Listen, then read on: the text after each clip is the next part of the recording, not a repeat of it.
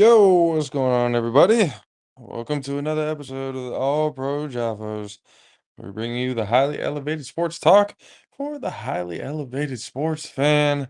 I am your host, JP. Hey, yo. And next to me, as always, the 6'10 beast from the Southeast, Mr. Country K. Hi, everybody. Hi, Dr. Ned. I ain't scared of you motherfuckers. I don't think it was Dr. Ned. I'm pretty sure it was Dr. Ned. You're thinking of Ned Flanders. It was Dr. Rick. Hold on. I think you thinking of Hi, fucking Rick and everybody. Morty. Hi, Dr. Rick. Hold on. Promise. This is how we're starting the show, people. Yep. I promise you it's that. It's Dr. Nick. Nick. Rick. I was close. I feel like I was closer. I had an N. You had the N and I had the ICK. Yeah. All right. We were both halfway there. Good to know that we can come up with the compromise and the Simpsons can prove us both wrong. Now let's see what else is there? Yeah, Dude. threw you the fuck off with that one. Yeah, a little bit. I'm kind of like my thought process went everywhere now. I guess we can talk about it to kind of get it out of the way because I hope you're not. I hope you're not doing that. what doing what? I hope you're not doing what I think you're doing, but go ahead. What am I doing? I don't know. I don't know, but I hope you're not doing what I think you're doing. But continue. What do you think I'm doing? I will see in a second. I'm curious to see what you think I was gonna do. Hey, look, we'll see in 5 seconds as soon as you announce the topic. Ain't you reference shit? I fucking knew it. I fucking knew it. I fucking knew it. I fucking knew it, bro.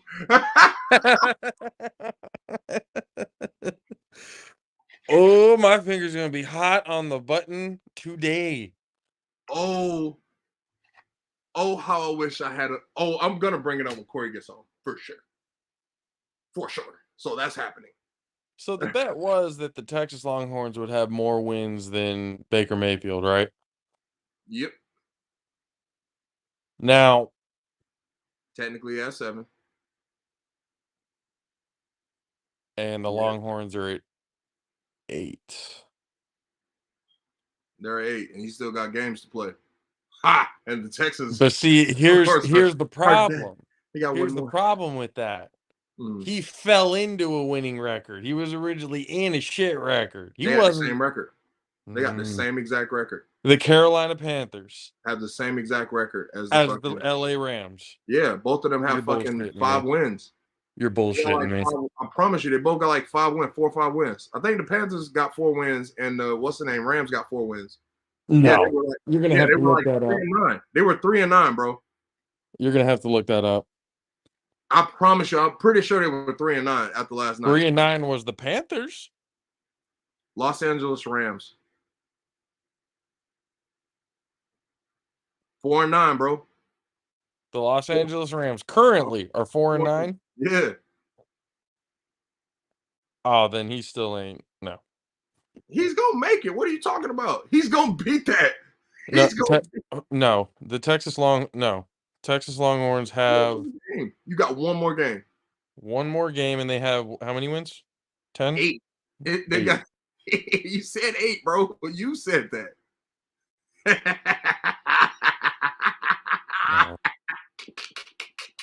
No, this is wrong. Something's wrong here.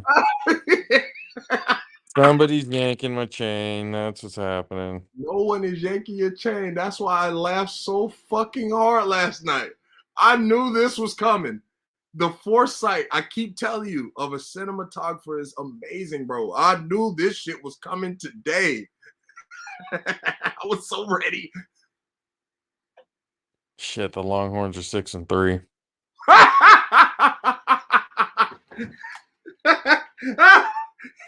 He said they had 10 wins. They had 8. Bro, they're tied. They're tied for wins.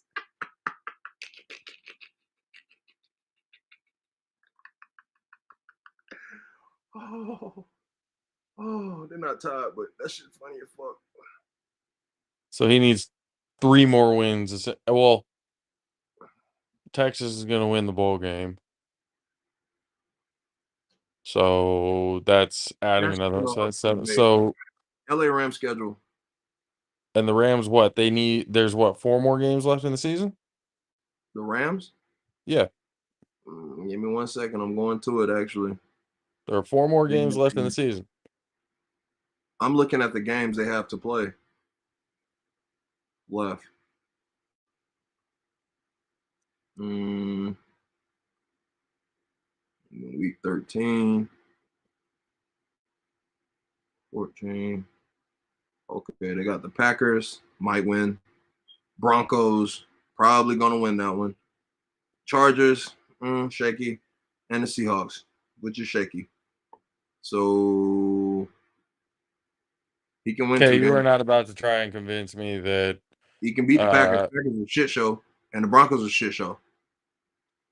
That's his you're not next about to game. try and convince me that Baker Mayfield That's is his about next to game. win out. No, I ain't say he's going to win out. He's not going to beat the Seahawks. That's out. The Seahawks going to beat them. Unless they sit everybody because they're going to playoffs. So he's going to tie. He's going to tie the Longhorn record. All right, so it's a possibility that everybody sits out the Seahawks game. It's still a high possibility because they got a commanding lead over y'all, right?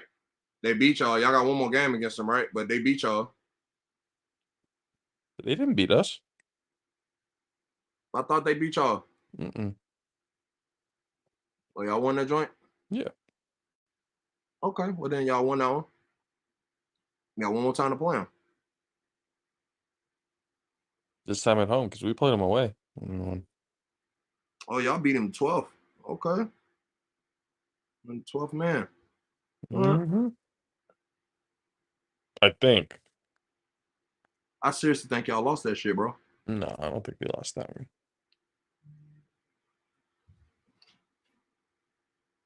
Wouldn't it be because we lost to the Texans by default? We're the worst team in the league.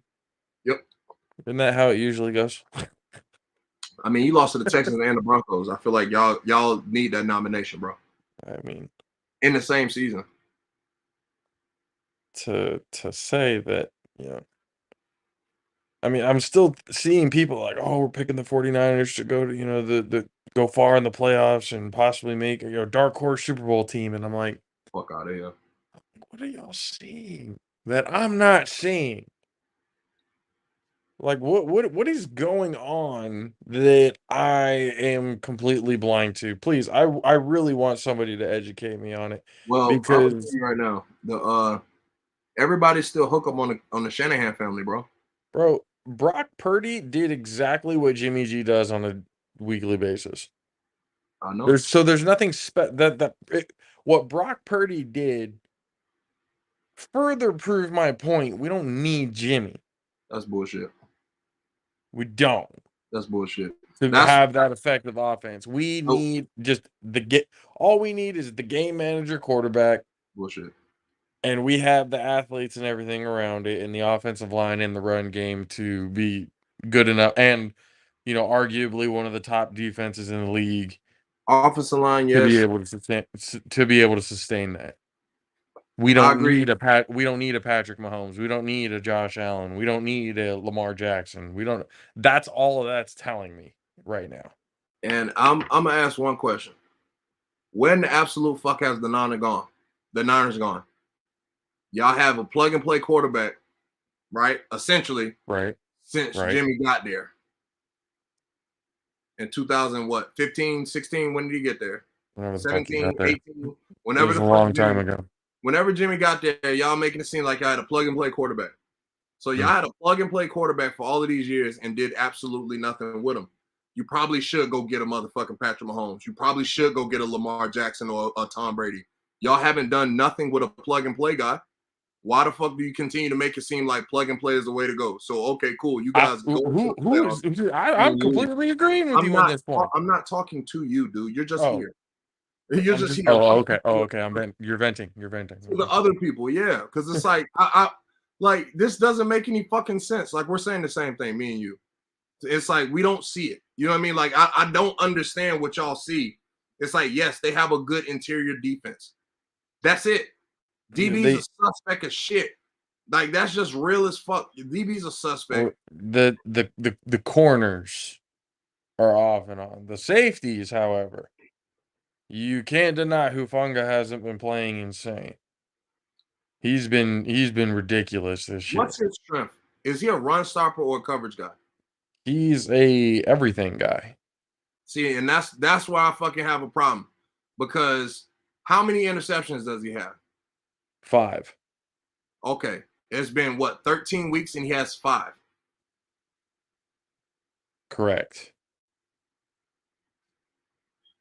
And if I'm not mistaken, he's leads your team, right? In picks? Yes, I believe so. And what did you say? I think I saw something, I think it was Pro Football Focus or something like that, that it said he's the only one in the league to have 5+ interceptions, And force to 1 man shit. have 5+ tackles for a loss. And what was the other one? It wasn't sacks. Was it sacks? Is Like that 5 sacks or something like that? like, did we not grow up in the era watching fucking Ed Reed, bro? No, Like, I that's understand that. Palomalu and shit. Like, that's not spectacular. He ain't, I'm be honest with you, bro. He's had good plays, but I mean, bro, He's been the highlight of the DBs. but that ain't saying fucking much when your other DB's ass. I'm not saying he's not good. I'm not gonna say that. Based off of statues reading off and the few plays I did see him, Buddy's solid. But as a collective, your DBs are ass, bro. That's 1 out of 4. That's 25%, and that's No, shit. I agree, and I think this should be like one of those opportunities where you use Hufanga as a cornerstone piece to that DB room. Jimmy Ward is close to being on his way out, whether it be on another team or whether it be retirement or whatever it may be. Jimmy's on his way out in the next year or two. So you build around the kid, and you build up a young, strong defense. Or you keep Jimmy Ward and have him continue to kind of teach, be side by side with him, and you build those corners. What is Jimmy Ward gonna teach them how to do? Uh-uh. What did he teach Tart? He taught him how to drop a pick. I'm confused, bro. I haven't seen a DB Again, my to be point solid. exactly. When you have Hufanga, you could just use him as a cornerstone piece to that DB room, and let go of Jimmy, save yourself some money. And when I say Jimmy, I'm talking about Jimmy Ward here.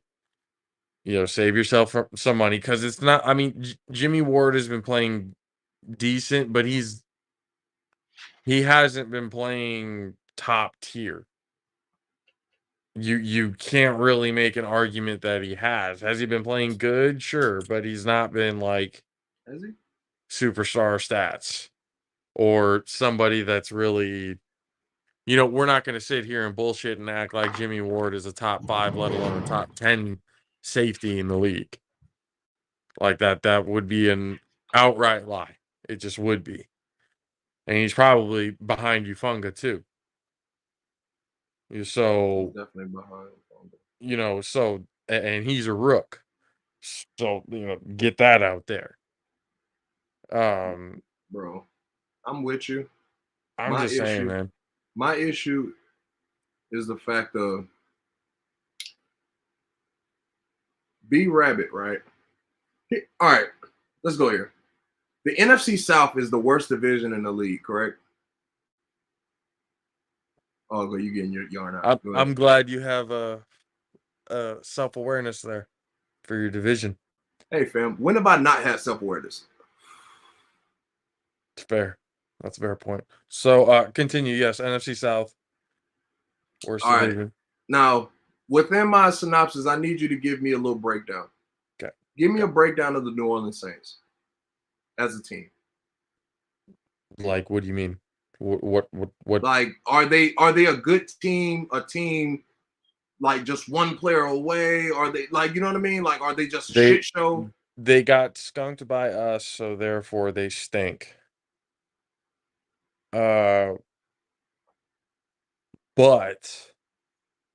I think with the Saints, I mean, they're gonna have a hard time finding a replacement for Drew Brees. That's tough for any team to replace a Hall of Fame quarterback.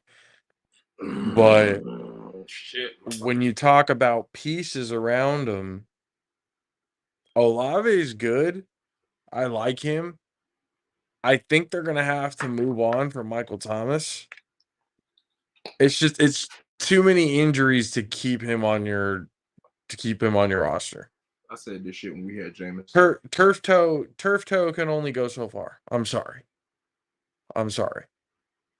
Have you had turf toe? Okay. Yeah. How Actually.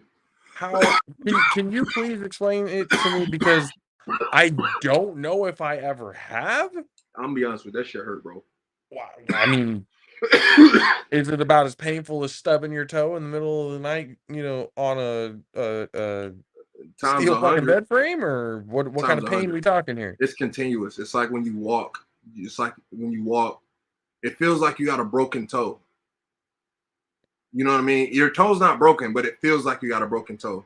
A big toe. Your broken big toe. Big toe. Yeah.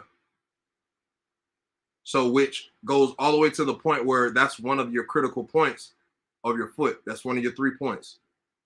So, I mean, it makes sense. He's a receiver. He stops, he cuts. He only got fucking 2 routes. He got a fucking slant. He got a fucking he got to plant that foot to make that slant route. That's his I'm money sorry. maker. Every time I see turf toe as an injury, I'm like, now, here's the problem, though. It's not okay. It's painful, yes, but it's not broken. All right, look, listen, I wasn't done, though. Yes, that's what it feels like. But 3 years is fucking extreme, bro. 3 years is extreme not to have a broken fucking bone or a torn ligament or anything like that. I'm not sure the extent of his injury history because I don't fucking like the Aints. You know what I'm saying? Nor, when we first started the show, you remember we had the Madden top 10 list, or was it NFL top 10 receivers list? I don't know if it was Madden NFL. And they had Mike Evans way below Michael Thomas. And I was pissed. I don't know if you remember that far back, but I was pissed. I think the reason why you were pissed and the reason why that was ranked the way it was because Drew Brees was the quarterback at the time, and Michael Thomas was healthy and fresh and a legitimate receiver. Yeah, he only has, he's essentially the king of the slant route. I get that, but he's a legit receiver. But since Drew Brees has left, he's been hurt damn near every year. Here's my thing. I feel like he's Tracy McGrady hurt. That's just me personally. And I seriously feel like the fact that he keeps saying that he's fucking hurt and he can't play with bad quarterbacks is bullshit. Fucking Mike Evans had to play fucking multiple years. He played multiple years with Jameis. He played like 6 years before Brady got there with bad quarterbacks, bro. With the living all 5 years 30. of Jameis, and a year before Jameis got there. He played 6 years before Brady got there with bad quarterbacks and got 1,000 yards each year. Michael Thomas, you don't have a fucking excuse. That is why I say Michael Thomas is worse than goddamn Jameis, because Mike Evans produced with Michael bad Thomas, quarterbacks. Yeah, Evans, yeah. And that's the problem that I have. People don't understand. It's like, yeah, you say all of these guys are so good. Yeah, they got good quarterbacks in good situations. If they got a bad situation and you're still producing 1,000 yards, as a fucking receiver, you need to be commended. That's what, to me, kind of, puts, as a top receiver, that puts you over. If you can not only do it with a top tier quarterback, but you can do it with shit tier quarterbacks, that's always the signs of an elite receiver. D-Hop did it in Houston forever. Before he ended up, he's still doing it with Kyler. I mean, well, Deshaun is a solid quarterback. Let's not just because he's a fucking nasty fuck, he still can throw the ball. Like, that's just reality. Him and Big Ben are nasty fucks, and they can throw the ball. That's just the reality of the situation. Like, real shit. I don't know what it is. I think they can use their hands really well, but hey, do with that if you will. What?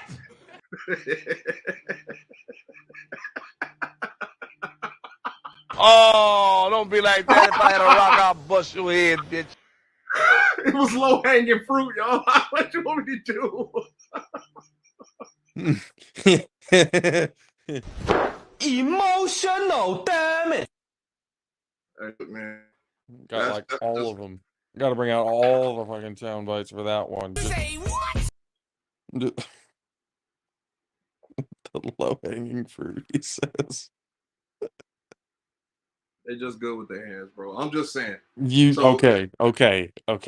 We hey, look, you want to we move on or not? understand. All right, can we go back to the understand. fucking Baker point? Because we went down this fucking rabbit hole No, away from Baker. You tried to move away from Baker. We don't need to talk about him. We definitely need to talk about Baker. Yo, No. be mad all you fucking want to. He broke a record last night.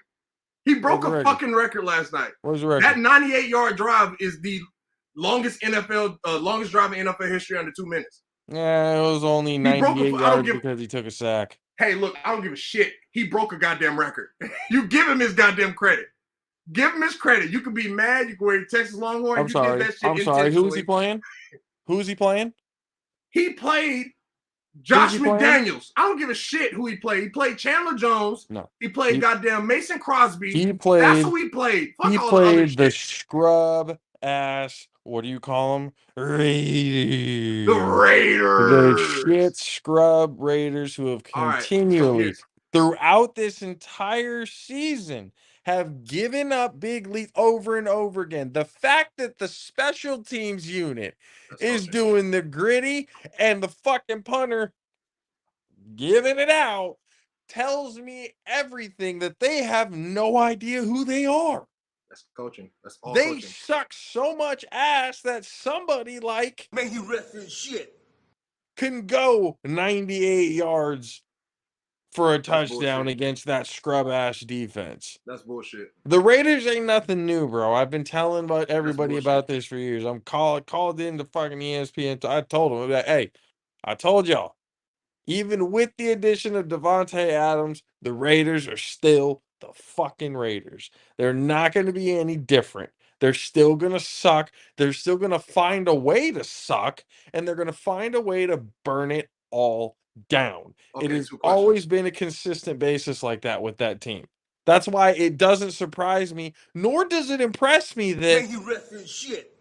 Gotta win after coming. He didn't even start the game. The only reason why he was in the game is because Matt Stafford got hurt. So this wouldn't even be a story had that not happened. Hey, look, you now you're going to if, ands, and buts, bro. I got 2 questions in 3 minutes.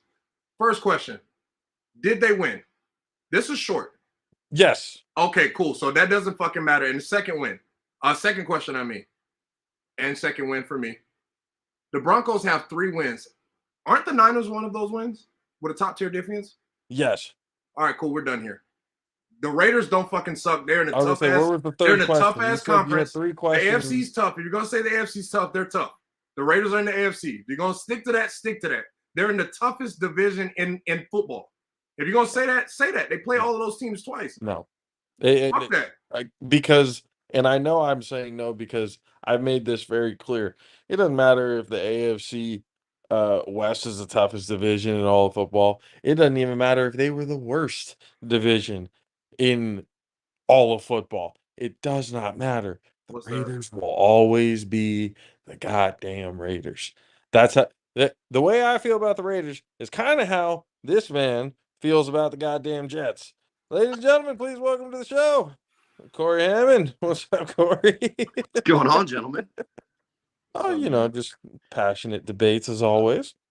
Well, and your favorite guy is front and center on a Friday after a Thursday night football game. So you better have that button ready. Yeah, no, I knew I was going to have a hot button on this. So one. let's just put a bow on that. And I think, Jay, you can hate Baker Mayfield, and he didn't change the trajectory of his career last night. But I think more than ever and more than anything,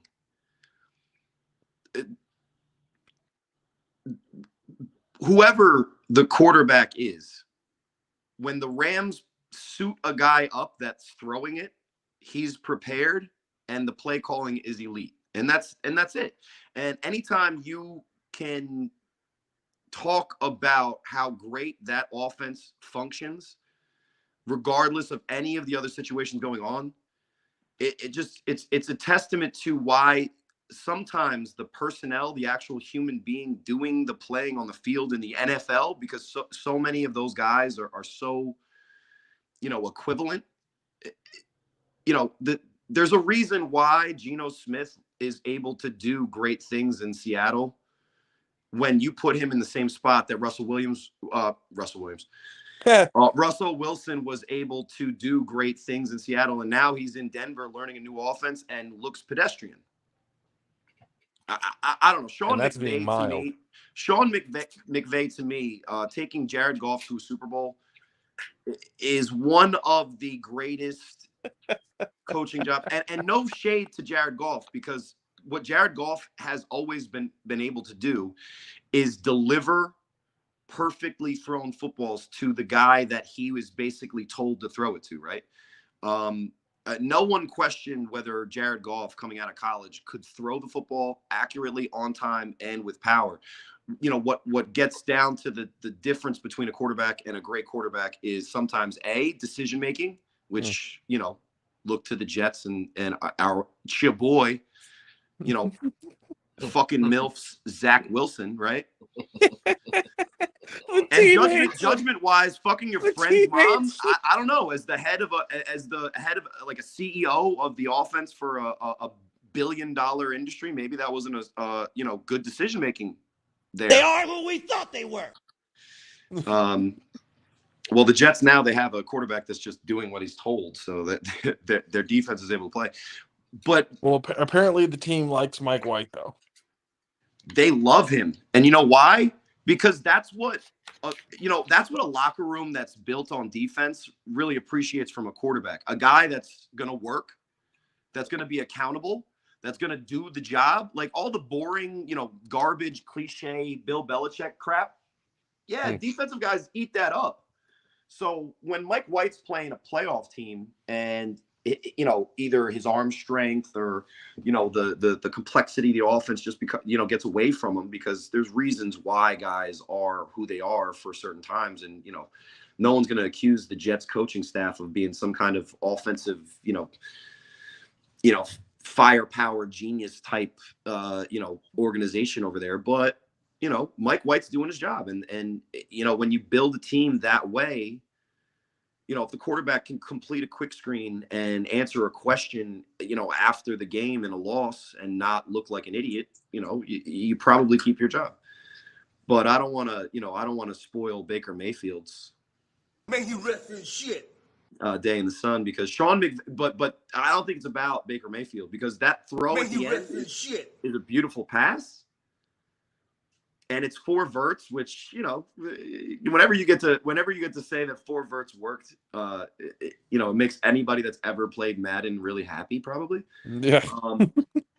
But the simple fact is that 4 verts can be run out of any formation. And the way that Sean McVay set up the routes on the other side of the field, the safety was not over the top. So Baker Mayfield put the ball where he needed to, and the Rams won an ugly game against a team that thought that to change their franchise's trajectory in the Raiders, who were terrible on defense for as long as I can remember. Even like Jack Del Rio made their defense like top 15, and everybody was like, "Whoa, that's a great change." Yeah. And then the Raiders, with perennially one of the worst defenses in the NFL, with a quarterback that is putting up numbers year in and year out, and people continue to doubt him because of the record at the end of the year, they signed Devontae Adams, and he's a wide receiver, and he didn't fix the issues with the defense. Nope. I don't know. That's surprising. And who'd they hire as a coach, guys? An offensive guy that's already failed to be an offensive genius when he took over the reins as a head coach and thought Tim Tebow would work as a starting quarterback in the NFL. Yeah. So that's the NFL, guys, which is always fun. I love coming in on these NFL things because I can do the tail end of my real just quick bullshit. And then honestly, let's just be honest. if Johnny Manziel had Sean McVay as a coach, Holy shit. he would Holy probably shit. be a name. He would probably be a name. Oh, like still. Oh, and then he would be doing all the bullshit after, and he'd probably talk to Sean or like send a DM to Sean McVay's wife and get traded to Detroit too. That was an all-time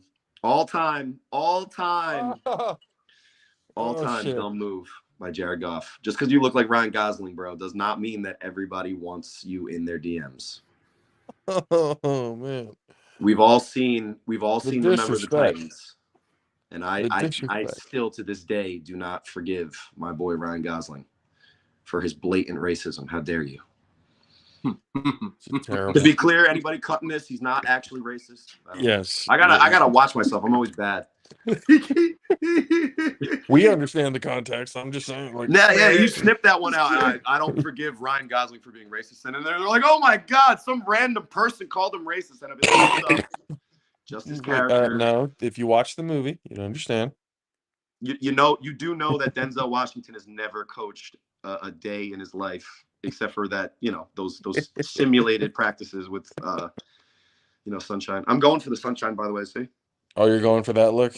I don't know. It started with me not cutting my hair, and as a 35-year-old that does take finasteride to make sure I don't lose my hair. I figured, might as well give it one last go round.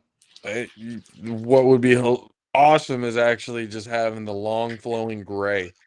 Well, the thing is that's the thing. It sucks. I thought I would be Targaryen, but if you see the longer it gets, yeah, I was going for like that silver blonde. You know what I'm saying? But the longer it gets, the browner it looks. So it's almost I'm going for that youth movement. Have your kids piss you off a little bit more, and then have one more, and then you'll be fine. You'll be full on Targaryen.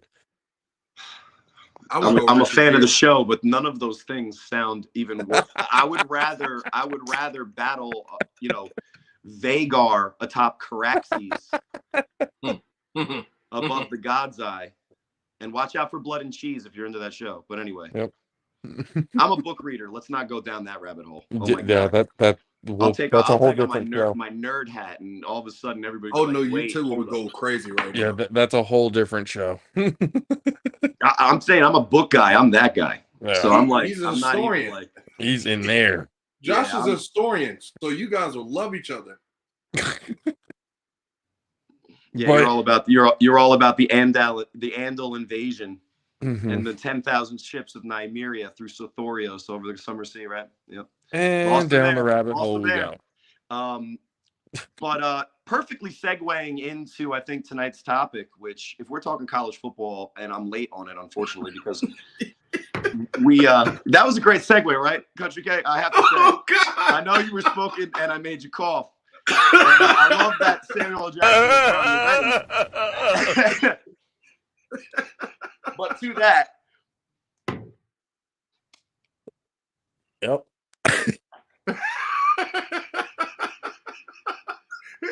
I'll second that. So, I want to kind of just like quickly recap the places we went last week with college football, and probably the first topic I think we should just get out of the way, because we're at the tail end of it now. All of the news is out. There's no more, Deion what ifs or anything like that. Yeah. There's no Deion sponsored social media posts that talk about how he was getting robbed and jacked up and all this sympathetic stuff. But do you guys remember my first reaction to Deion Sanders potentially leaving the school? Yeah. I mean, it was mostly it's just the argument because all the conversation and all the words that were said about what the HBCUs, and I definitely did go into that, and I hate how I always do. I apologize. I always do Socratic method. I just can't help myself with the questions. Check out the 3-on-1 podcast. Most recent one is named Sangria Bobby for good reason. Check it out. And I lost my train of thought. The reason I was asking that question is because the first instinct that I had as a father that coaches his son at the position of quarterback, and I was like, man, what will Deion not do if he leaves his son high and dry? But the more I thought about it and the more information came out, and obviously we saw the quote where, I got luggage. It's Louis. Like, bro, like, if you said that privately and it didn't reach social media, so it was a pat on your back, and Deion Sanders has always been Deion Sanders, so there's only so much that we should be upset about. Like, he's just being himself. He's never, he's not being dishonest or untrue to who he's always been since the beginning of his stardom. Yeah. But my first initial gripe would be, how dare a guy bring his son and then go to a better job? But what is he doing? He's bringing that Louis luggage. And when we were talking about his son, the funny thing is, and I think this is the point that I think is the best part of this whole conversation, if we really break it down to its most basic, explanation. When we were talking about his son, we all know who Deion Sanders is. Yeah. But did we remember his son's first name? No. Not at that point, no. We could not say Shadir Sanders without looking it up first, because even though he had a great sophomore season, an undefeated season, maybe a season that you couldn't ask for more from Shadir Sanders, Shadir, and we're going to learn how to pronounce his name, I'm sure, at Colorado. Yep. I'm sure we're going to be able to pronounce Shadir. I'm never going to, get, rid of the lack of, anyway. The reason why I get his name mixed up sometimes is I keep mistaking him for Shiloh. I keep mistaking Shadir for Shiloh. That's why I get like, oh shit. Yep, and that's wrong fair. one. I mistake my own kids' names, and they don't even start with the same two letters. Like, I'm trying to keep my train of thought is already like multiple tracks, skipping, jumping. And then you throw that in the mix, whatever that is up there. But anyway, now we know, Shadir Sanders is going to be the starting quarterback for a Pac-12 team. Boom. Where did Deion, what conference did Deion Sanders bring his quarterback son to, guys? Is it not the best big conference to be a quarterback in? Maybe arguably the Big 12? I don't know. Is it an immediate boost to his potential stock, because now we're going to see him more and more and more? And if he's, I said, and I made, without all the information, I said that this was an all-time bad dad move. But the more and more information that came out, I felt like we were a little naive, not even thinking that, wait a minute, he's not leaving his son. That's the transfer portal. This shit's the wild, wild west. He's coming with him. And lo and behold, what happened?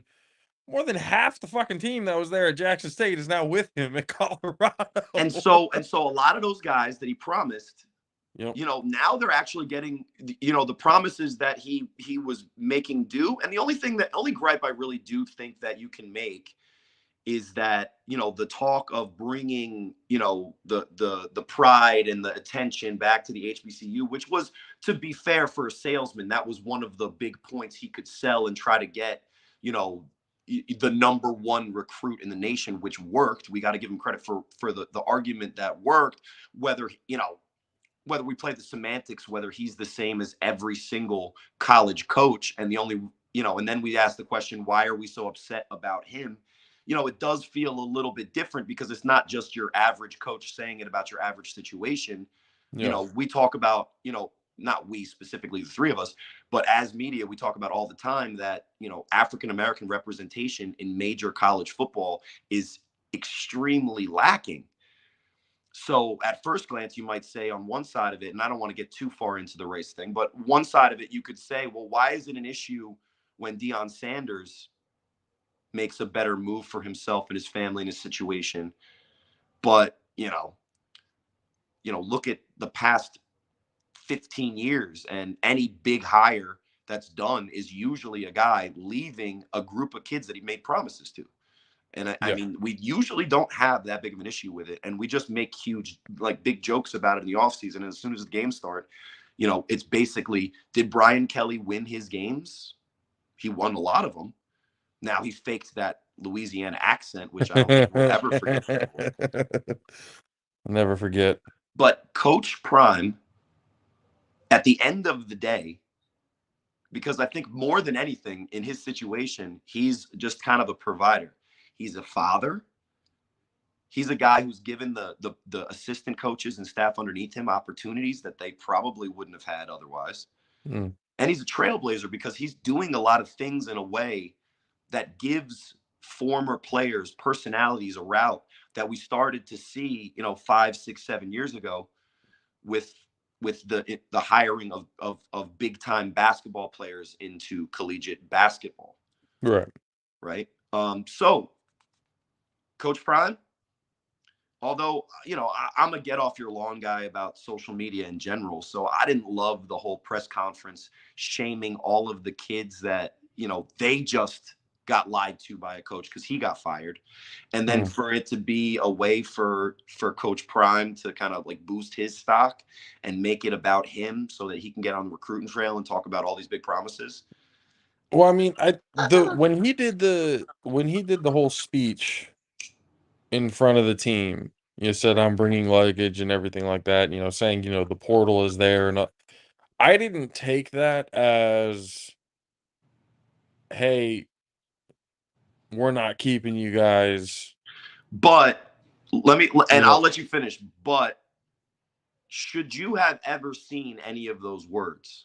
No, I don't think so. If you're a coach and that's your culture and you go in there, I've heard way worse things said when coaches come in and they want to, make sure that everybody knows that jobs are earned. That's football.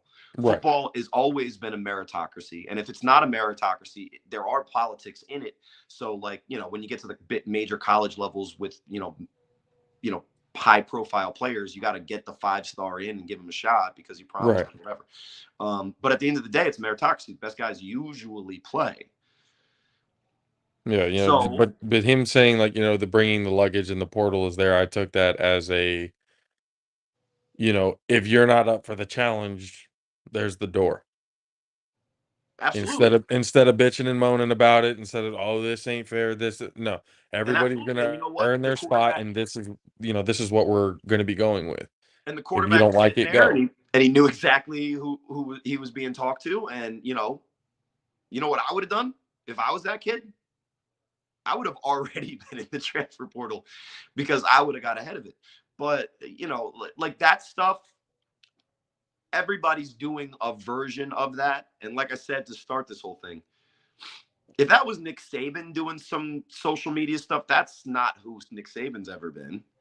So, Deion Sanders doing it. I mean, Deion Sanders high stepped it into the end zone when he was with the Falcons from like the 40-yard line. Him coming into a press conference Prime when time. he got a raise from $300K to $5 million. Him coming into a press conference and strutting a little bit and talking about Louis luggage, that's right on brand. Yeah, so I just looked at the situation, and I looked at the press conference after. Again, we talked about it last week, but then everything started to come into fruition of what had happened, the whole situation. Obviously, you got videos of he's trying to rush the trophy ceremony and all that other kind, like, let's go, people laughing like, oh, he already knows he's about to get on the plane to Boulder and all that other he's trying to catch his flight. Why he's trying to hurry it up. But then you see the video of the press conference afterwards. He had gotten all of his stuff stolen out of his office. Yeah. He came in. He's like, I'm not too like. That How does was that even earlier in happen? the season too. That wasn't the press conference after Oh, that wasn't the press conference after the oh, championship. so I not after the believe. SWAC, but I'm just saying, like, Yeah. those videos start popping up, like all these things that happen, and then you realize when he was asking for the help of the boosters and the alumni, he wasn't really getting the help that he was asking for. A lot of the stuff that he was doing there at Jackson State was out of his own pocket. So to now go to a situation Where where, they don't know if they like you can pay said, him yet. 300,000 to 5 million, and knowing that it's a more stable, booster and alumni and everything, you're gonna have the money for the facility, state of the art stuff, like all of it. That's all taken care of. Don't worry about it. All you got to do is worry about the kids. You don't got to worry about basically putting it out of your own pocket now, because from making 300,000 a year, which let's probably cut that in half because of everything, and just to be generous to cut it in half, probably had to do more than that. He's got more money because of his endorsements and all Yeah, that, but that's exactly. fine. That The salary is kind of like the 300,000 wasn't a problem. that's like the president of the United States salary. It's like, yeah, yeah, yeah. Just give me To that. go from that to 5 million, it's understandable because like you said in the beginning, at first it was, why is he gonna, we're always, especially with coaches who do well for universities, and especially the fans of those universities wanting to see that grow. Obviously, it's really hard to see the head coach that helped make that happen go. When you got, I mean, for example, we've been covering San Jose State. There was talks of Coach Brennan being, getting hired over to Stanford. A lot of the fans weren't happy about it. They wanted Coach Brennan to stay. Even I was like, man, if I would hope he'd stay because the culture that he's built here is good. But if he does leave, we understand, the whole financial part of it, doing what's best for you and your family. It's a bigger, job. It's a higher platform to, if he does possibly have aspirations of being a coach in the NFL, it's better for him to be coaching there at Stanford than it would be for at San Jose State. That's understandable. You understand that, but and then Coach Troy Taylor over at Sac State, he's a big time look for the Stanford job as well. Well, another situation where Sac State was, not really anything. Now they're number 2 in the FCS in the semifinal game for the national championship. It's back to back Big Sky champions. And as So fans, when you have a you coach like see, that, we're go ahead. My bad. No, I'm just saying, like, I can see from the fan perspective how everybody wants to have that Nick Saban longevity type of coach to build them to that type of prominence. But how many Every one of coaches? those small schools wants the reincarnation of Bill Snyder, right? Kansas State and like Luke Fickell. Like Kansas State had a coach at a D1 program in Kansas that, would crack the top 25 once every like 5 years for what I think it was like 4 or 5 decades. Like that's what the dream is. And when we talk about what the fans want, it's hard because when you root for a college, it's either proximity or you went there. So Mm, you're not changing your fandom, based on, where guys go or what culture it is. It's just you're there. you're yeah, you're the fixture as the fan, right? right. Like you're probably not gonna go anywhere. Now you might be a little bit different, Jay, but San Jose State probably, forever will be one of those teams that you're always, when you see them, you're like, I hope they win. And as fans, we love that. I think that's one of the reasons why some people enjoy the A7FL the way that they do. Because when it gets down to these moments, what we're always reminded of, especially with major college football, because we have to be reminded, it's always there in the NFL, but in major college football, we fall under the illusion with guys like Max Duggan, Duggan, with guys like that, like those Cinderella type stories, or in the NCAA basketball tournament, whoever the random senior is that hits the buzzer beater. We love those because we get entranced with these stories that make it not about the business. And then the offseason moves start happening and the money throws its weight around. And then we're reminded, oh, yeah, that's right.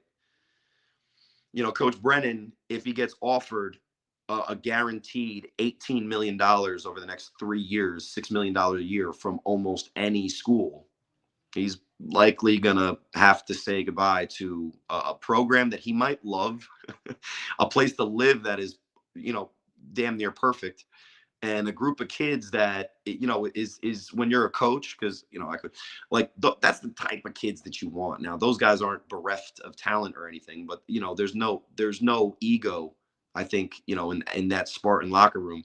And what those guys are doing is they're playing football the way that, I at least, get off my lawn guy, really appreciates. Yeah. A7FL still has that. You're always reminded Yeah. at the end of the year around this time that, Turkey Bowl style football. well, I mean, Killing everybody 7-on-7 style. But no, the way you guys, but again, it does have that feel. But when we talk about the coaching, it makes me think, because a part of me then goes, well, then those schools should probably try and like match an offer or anything. But then you think about it and go, they don't necessarily have the resources to be making those types of offers. yeah, I mean, at the end of So, the day, the schools that make the most money are the schools that can afford the best situations. They have the best facilities. That's always true. One of the reasons why, Deion Sanders is looking at Jackson State. Um, uh, I just got the number one recruit, and I said that I was going to get him running for the NFL, and this weight room kind of stinks. So can we fix that? And it's like, no, we don't get, big time money from, TV networks because we're in the SEC, and even though we're Vanderbilt, we're getting, what, 30 million, 50 million, 100 million, like just infused into whatever we want whenever we want it. I don't know. And Vanderbilt's one of those teams that doesn't necessarily succeed, but guess what? In the SEC, the type of guy that graduates from Vanderbilt, he might be able to afford a decent, dowry upon his institution. So maybe they can afford it. Now they don't ever really go for it because they're just collecting the money probably anyway. At that point, yeah, probably. But Deion, end of the day for me, I started off by saying it was one of the all-time bad dad moves, if that was true. But after all the information came out, all-time great dad moves. So I apologize, Deion, that I didn't foresee that this was obviously you being a dad, getting your son to the NFL. And that's a man after my own heart. Yeah. I mean, the whole situation, again, there was always questions, and there's still, people who are upset about it. And again, I completely understand the reasons why they are. And but again, it's just one of those, you got to look at the big picture of his situation, what he's doing with his kid, because again, it's not like he's just up and leaving everybody high and dry. He's still bringing people, like you said, he's still bringing people Got along. luggage. You know, Absolutely. he's still giving all of them opportunity to be able to do something. So it's just, and especially, and me and Kay talked about, especially with the basically the exodus of USC and UCLA, people are going to start looking, okay, who are going to be now is Oregon, going to be the only team in the Pac-12 that's going to be worth the shit? Like, who else is going to compete? Who else is going to get up there? And Colorado, Have the best that team. jerseys? Oregon. Absolutely. Yeah. But, it's just when you have those arguments of them leaving and a team being able to kind of step up and become that centerpiece of the conference, they're kind of set up to do so. Because I'm pretty sure, the AD and everybody over there in Colorado, they knew not only are we getting Deion, we're getting everybody with him. We're getting half that team. We're getting the number one recruits in the country. Our literal recruiting class grade just skyrocketed with one hire. And, if you're Colorado, everybody in Boulder is just doing backflips and drinking and having a good ass time celebrating. Drinking. Well, we know what And else. let's be honest. I mean, you're recruiting kids from California.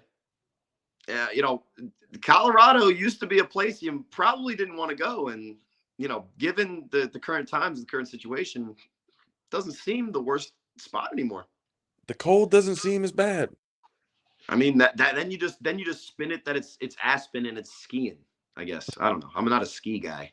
No, I'm a snowboard I guy. currently look like I'm a ski guy. I'm not a ski guy.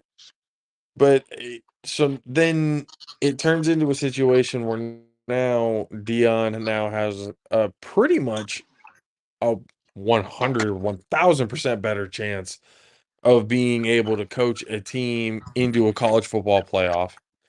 Oh, absolutely. Yeah. The expansion is starting within the next few years. It's going from, I believe, the way it is right now with 4, I believe they're bumping it to 8. If I'm not the highest I think I've seen that it's gonna be actually going up to is 12 for the college football. If it goes to 12, there's a whole lot of possibilities that can end Yeah, up going into that. 12 sounds dumb because then you're giving teams buys, and then it's, then teams are going to be angling to get, my fear with that situation is, look at what TCU did. They really didn't test themselves and say, like, we're going to, do anything other than just win the games we're supposed to. They did, and then they didn't, and then just other teams lost. So when you look at like non-conference scheduling in a situation where you have a better chance, you're going to see even more teams running away from the tough games, because what did it mean for USC at the end of the day that they beat Notre Dame? Now they're going to still have them on their non-conference, because I don't think they're going to take away that rivalry. But Alabama, every year they almost never play anybody, and look what happened to them when they played Texas this year. So let me. Here's a question that I've been thinking about, and I wanted to shoot it to you and think what you, being our college football guy, what you would think about this situation. Considering the expansion, and if they go to 8, that's fine. If they go to 12, that's fine. If they get buys, it is what it is. But in order to avoid situations like that, where basically all of your non-conference schedule is cupcake teams. Yeah, Sun Belt. Let's go. Like it just, I feel they should or at least the college football committee should probably look at it and go, you know what? You're only allowed one cupcake team per year.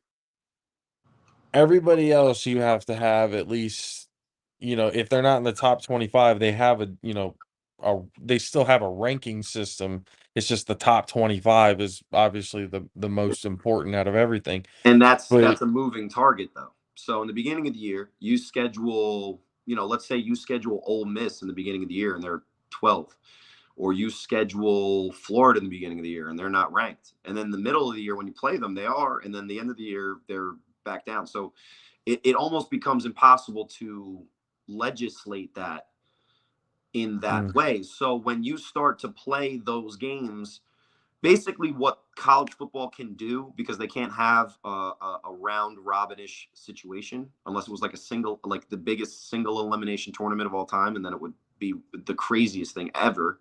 In some ways it kind of is, it feels like it at times. But for instance, this year, what were the parameters that the college football playoff were based off of this year? Because to segue into kind of like maybe the next segment, and I don't want to talk about necessarily the matchups this week to give us a chance to talk about them in previous following weeks, if you guys continue to allow me to have my antics on display. Of course. So let's just talk about the decisions that were made. And I think at the end of the day, it's almost as if everybody kind of took the temperature of the room. And there were so many people like you, Jay, that were saying, please just don't be Alabama. Please just don't be Alabama. Because if you look at who they gave the nod to this year, okay, Georgia, easy. There was no question there. There's not even, a hesitation. They lost to LSU, which obviously they didn't. They were so much better than them. But if they lost to LSU, I think they still deserved it. But good luck playing those teams. And by teams, I mean the first and second units of Georgia, which are better than maybe all three of these other teams. No, that's disrespecting Michigan, and I have all year, so I have to stop that. So my guy JJ McCarthy, let's go, say his name. Pause.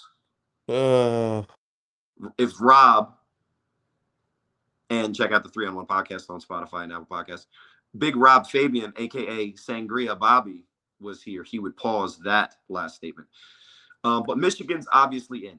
They deserve it. They're undefeated, and they were tested. How much were they tested by Penn State is, that's a matter of debate. But, no one's going to disagree at this point that Ohio State is a legit team. We'll mention them in a second. And then you get to the 3 and 4, and we were going back and forth with the teams. So Ohio State, because they had one loss. And I feel like sometimes what people do is they just look at the record first.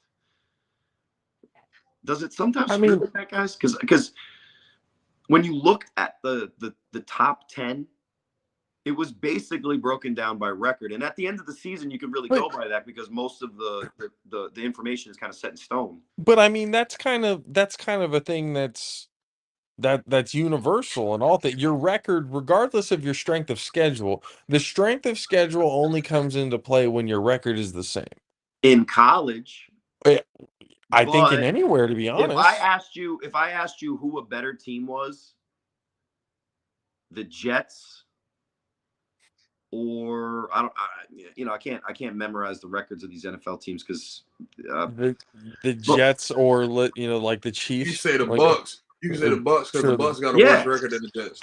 Yes. What's a better team? Yeah, because the Bucks are 5-6, right? And they we're 6-6. Yeah, because you guys just won. Yeah, so Jets have a better record than the Bucks right now. If both teams were in the playoffs, who would you think is the higher power ranked team? I mean, the Jets do have a good roster, but there's an equalizer there. Right. And regardless of the record, I think, a lot of people would agree, and I'm a Jets hater, so maybe I shouldn't have used the Jets, but the Giants work here perfectly too. If I told you that the Giants had a better record than, I don't know, the Chiefs. What's the Chiefs' record though? I think they only have 2 losses. They're like what are they? Like 11-2 or something like that. Yeah, so that doesn't count. But I'm thinking about like that middle team that is good, but they had some tough losses. Like, what's the Ravens' record? I feel like they have 4 losses. Yeah, they think they're 8-4. And like the Giants are 7-5 now, but at a certain point, I think the Giants had a better record. Like, you can't always go by record. No, I agree.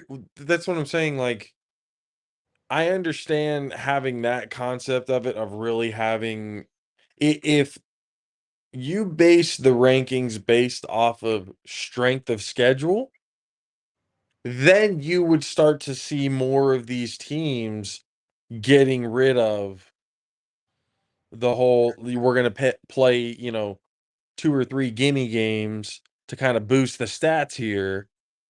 But who almost always plays 2 gimme games every year? Alabama, every year. And what did they do this year in the out of conference?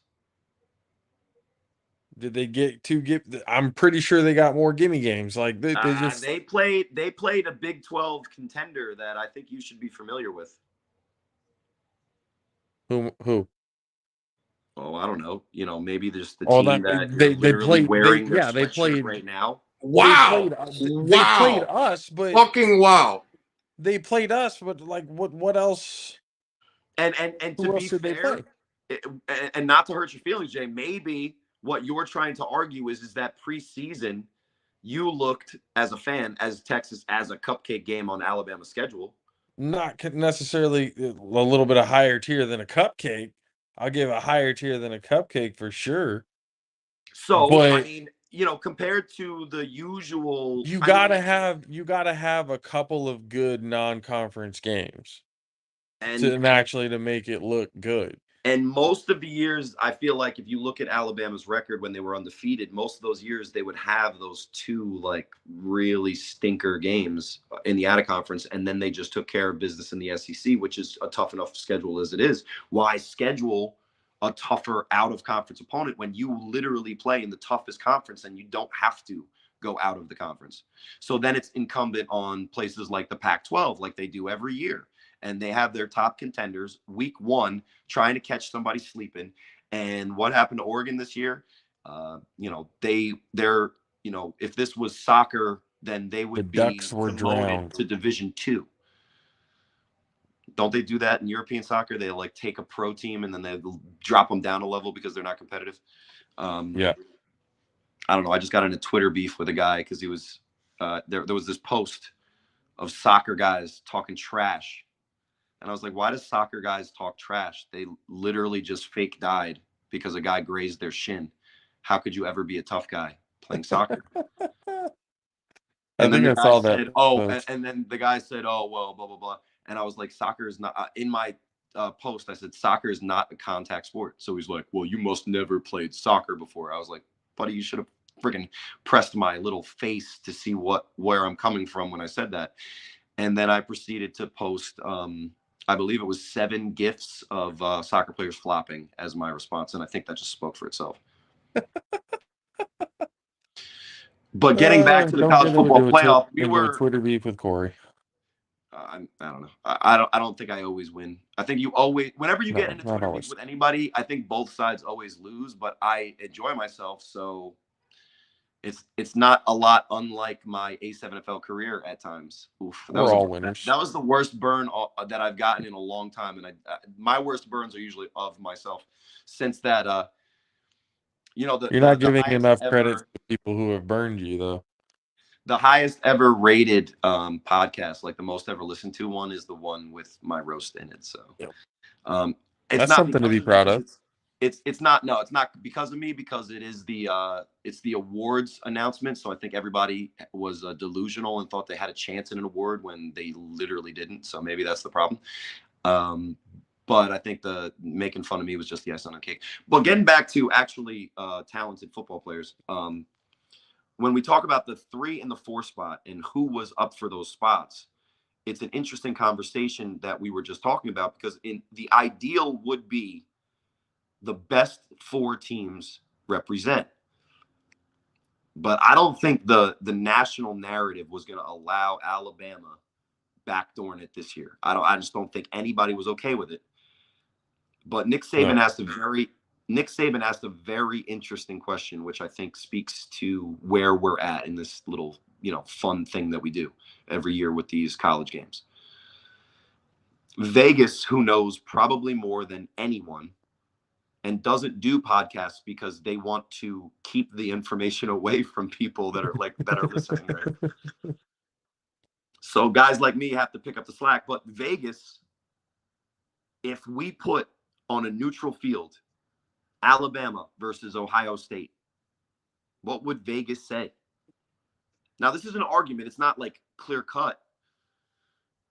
And you could say it, but when you say what you may want to say, your logical mind might be squirming, trying to get you to say what you probably should. I mean, with Alabama that argument, -4.5. Yeah. Country K, what do you think? That's generous. That I'd probably go a little higher, but I think Vegas gonna give him that line or some bullshit like that. But I feel like Ohio State gonna win though, if that was the case. Okay, and then that's the then what your line would be that Ohio State was the favorite, and Alabama's not a perfect team this year. And I'll give Ohio State 7 to sweeten it. There's a reason why they're not in the playoff, I think, this year, because if they absolutely unequivocally deserved it, I think that they would be in. I think that the fatigue of Alabama hurt them, because if Alabama was Tennessee, maybe Tennessee is the team because they're the darling and we push them in. I don't know. They basically had the same exact resume. It's just really hard to deal with the losses, and how tough are those losses? How bad are those losses? That's like a weird situation because, momentum is a thing. So if you lose by only a couple points, a loss is a loss. You lose by 13, it could be a garbage touchdown because you're trying to score and you do that, pitch back play that, a lot of gamblers know is the worst thing for a backdoor cover ever. But it's really tough to make the argument for me that TCU would be favored against Alabama. That TCU has a better football product, and not the stories, not how much we were rooting for the quarterback because he was crying, but when Caleb Williams was crying, he was somehow a jerk. I don't get that. Well, his whole with Caleb Williams, it was the fingernails. I get it. Yeah. But, I don't know. Yeah. What a kid does to hype himself up. I mean, you should hear you see the things when the kid wrote. you're calling out a whole school with that. You're calling out the team on that one. You saw what the kid wrote. You should have heard what the kid said on the other team about all of them and their mothers. Like when you're going into like the proverbial battle that we've turned football into. Somebody take the rivalries a little too personally. I mean, no, the fans get involved with what a player does to get in the right mindset to literally go on a battlefield and put his body on the line for us. And we get mad that he, says a curse word when we screamed "fuck you" to him 16 times during the game when we don't even know what the reads are on the play that he's calling. Most of us, including myself, and I play quarterback, probably couldn't even say the name of the play without stumbling in the huddle. And we're saying "fuck you" to him, and he says "fuck you" to the other team, and then we're somehow holding him accountable when Max Duggan is probably saying the same shit on the sideline. When Tom Brady is praised for cursing out his offensive line and wide receivers all the time, I don't know. Anyway. At the end of the day, it's all gladiators in the battlefield. Like you said, whatever it is you got to do to kind of get yourself. You can agree with getting yourself hyped up, however certain way. Most people do music, other people taunt. You can agree with it or not. I knew a guy that listened to creepiest, like it was this weird like folk pop, and it was just like like a murderer would listen to it music. And you know what? He was a linebacker, and you guys played football. Sometimes you leave those guys alone. You just let them be. You don't talk to them. You don't have eye contact for more than a second. Holy shit! I played with a couple of those. And they always pre-workout before the game. And I guarantee that they grew up, just to bring it back, I guarantee they grew up into Florida man. Oh, come on. They might have been New Jersey. It might have been New Jersey transplants also. So let's finish the joke. But would Alabama be favored over TCU? Absolutely. 100%. Yeah. 100%. And is it fair to say that it's almost everyone that would agree logically, football wise, would say that if they had to bet their life on who would win, they would bet on Bryce Young and the Crimson Tide over the Texas Christian Longhorns. But Horned Frogs. Horned Frogs. Oh, I said Longhorns. I'm sorry, Horned Frogs. I'm sorry, that was blasphemy. I'm looking at your shirt. Reading. Yeah. Yeah, Longhorns already lost that battle. People would have been dead. But I mean, if TCU wins, here we go. If TCU wins their game, you could still make the argument that Alabama would beat TCU, but you can't make that argument because they won their conference champion, and the last game that they played, they won. Right. But I don't know. As we talked about it last week, it just felt inevitable that if these teams lose, that Alabama's going to get in, and the committee I looked at it like Ohio State again because I was still baffled by the fact that people were thinking of that ass whooping that they took as a close loss. It wasn't. So I was thinking that ass whooping, we talked about it here. We thought that was going to boot them completely out of even getting talked about. But that didn't knock them very far. people really kind of, I guess, bought into the sob story of all the Ohio State fans crying over, oh, both these teams deserve to be in the top 4. No, you got your ass beat. It was bad. Like we said, if it was close, if it was like a 3 to 6 point game, we'd be having a different conversation. But because it went down the way it went down, I don't believe you could have had that argument. But they dropped them to 5. No, probably knowing that, like you said, TCU was going to kind of fold under the pressure of getting to the college football playoff, and they were going to sneak into the 4th spot, possibly setting up another prediction that we had that would make Jim Harbaugh a god in Michigan. Khaki Pants If winning that somehow motherfucker. someone, if Khaki Pants is going to have a statue outside that stadium in Ann Arbor, if he can beat Ohio State in the national championship handedly. Like it's set up for a beautiful story. Well, and who really who's 4 at the end of the day It is is my Ohio State. question. Because if you're really saying that, then because I just made the argument that you can say that Alabama arguably is better than Ohio State, which that's a little bit more arguable. It's almost not arguable. It's almost a given that Alabama is better than TCU. And then I would argue that Ohio State is better than TCU. Yeah. Neither team won their conference championship. I don't know how you could tell me to my face that the resume that TCU went through showed a more dominant, better team than a team that basically only lost to one of the best teams in the country. That's just it. And we talked about how close that game was. Again, there's the momentum, which changes a little bit how you look at, how the points end up. But, for the first half of that game, I mean, it was still a pretty competitive game. Those two teams, I think Khaki Pants kind of outcoached. And it was a long game because he's been building that offensive line for, a while, in the culture of that for a while. There's a reason why their running back hasn't gotten invited to the Heisman, because in the Ohio State game, it was a different running back running through those holes and getting those yards. So it showed that it's the offensive line. Mm-hmm. And there went those Heisman chances.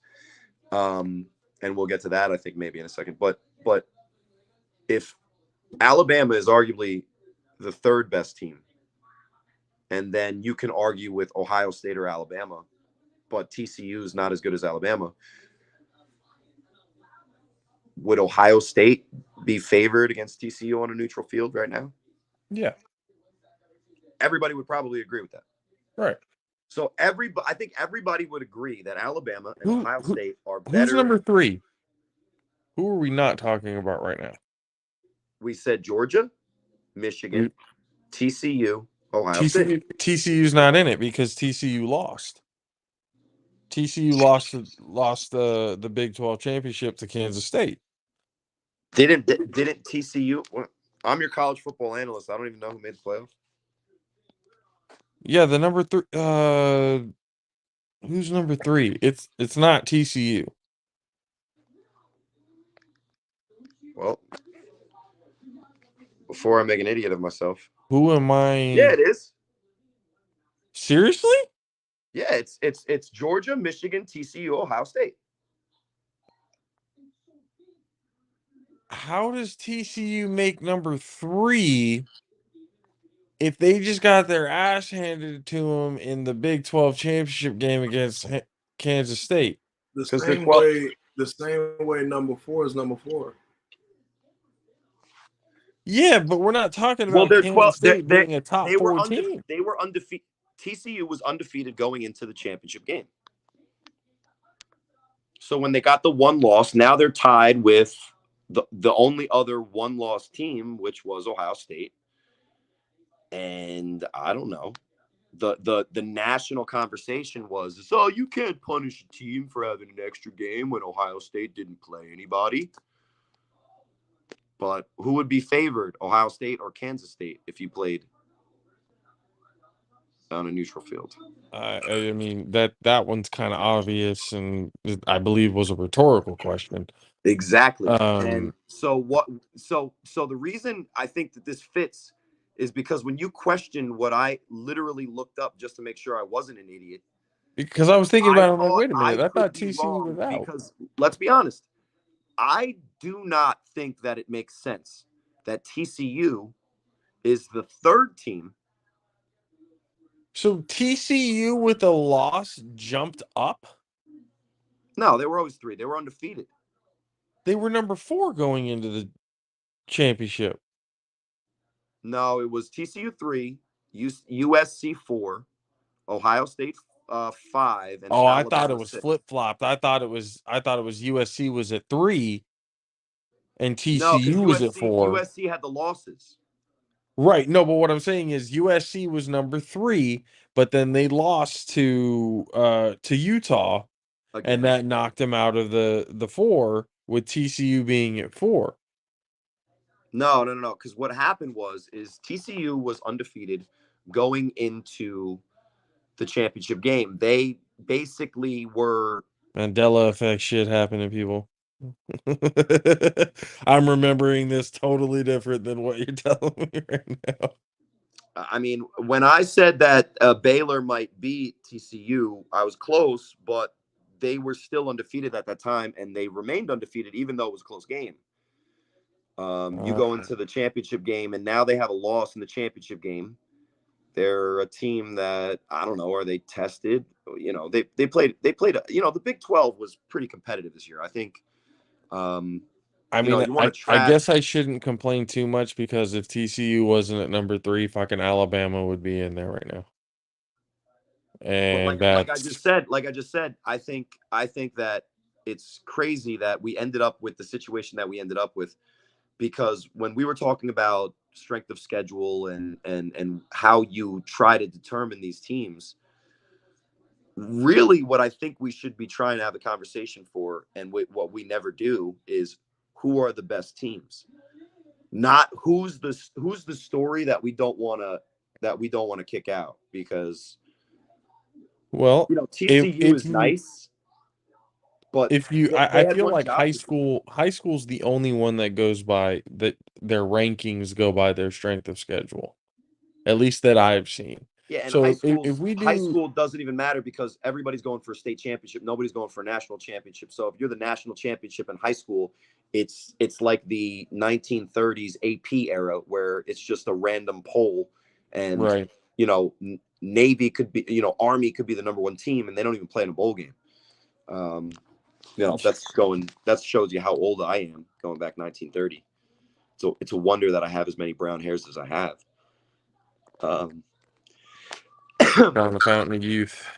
So college football playoff, yes, obviously Georgia, yes, Michigan, no question there. But when it gets down to it, who's the third best team? Who's the fourth best team? And maybe even if you wanted to make the argument, who are the fifth and sixth best teams? When you answer the third, fourth, fifth, and sixth, if we're Okay, being honest with ourselves, okay, can you look up for me what rank Kansas State is? they were 15 going into the championship. They probably jumped. They were 15 going into the championship? I'm pretty sure. But these Booted. things are fluid and they change all the time. So Booted. They shouldn't even be at honestly, they shouldn't even be at 3 right now. but their quarterback cried after a really close loss. Man, are Kansas we State is rewarding 11. sob stories? Kansas State is 11. Explain it to me then. Why is TCU third? So the first thing you need to explain to us, because I think we should accept that Ohio State making it in, based on who the other candidates were, it was going to be, you know, Alabama, USC, Tennessee, Clemson, maybe. You know, I feel comfortable that Ohio State gets in there. Okay, fine, sure. who's the best of the rest of that group then? Just based on the talent of the team this year. Yeah, I don't know. Exactly. I And mean, so what are we basing this college football playoff then this year then? well, I mean, basically they're looking at it just solely on the record. It's just so happened that TCU had the same amount of one losses as, the other top 4 teams and everybody else outside of that. If you happen to just be at the Well, 2 Alabama loss had mark, 2 losses and TCU only has the 1 loss. right. So they go off record, they have the 1 loss, you put them in above them. But I agree. Like if you go by strength of schedule, if you go by who actually is the tougher team, the college football playoff landscape right now would be looking very different. But TCU's in. Now they're going to be, Michigan's punching bag. Well, they're You third, know, and then so that's that. My first question, my question to you is what is this based off of? Because all right, Alabama's out. The everybody's sick of Alabama. Okay, fine, whatever. And if that's what we're basing this playoff on, is what teams are undefeated. We're sick of Alabama. Okay, but let's be honest. We're sick of Alabama. That was one of the criteria coming into this college football committee's playoff. I swear to God, it's funny, dead serious. Why else is Alabama not in? Really? Maybe. I don't know. Whatever. So then let's go further. How could you tell me that Ohio State's not 3 and TCU's 4? How? if you're talking about 2 one-loss teams, which one's better? Yeah, Ohio State should be at number 3. But I think I when got a you're the question committee, though. Hold on, but to answer this core point or the question, how many points did both teams score in those blowout losses? No, TCU's never gotten blown out. They That's only my lost point. in overtime. They only lost in overtime to Kansas State. That's my point. So Okay. they fought a good game and Ohio State got massacred. Well, with 4 minutes left in the fourth quarter, Ohio State was, I think, within like a score, and then it, we saw what happened with the Colts and Cowboys game, right?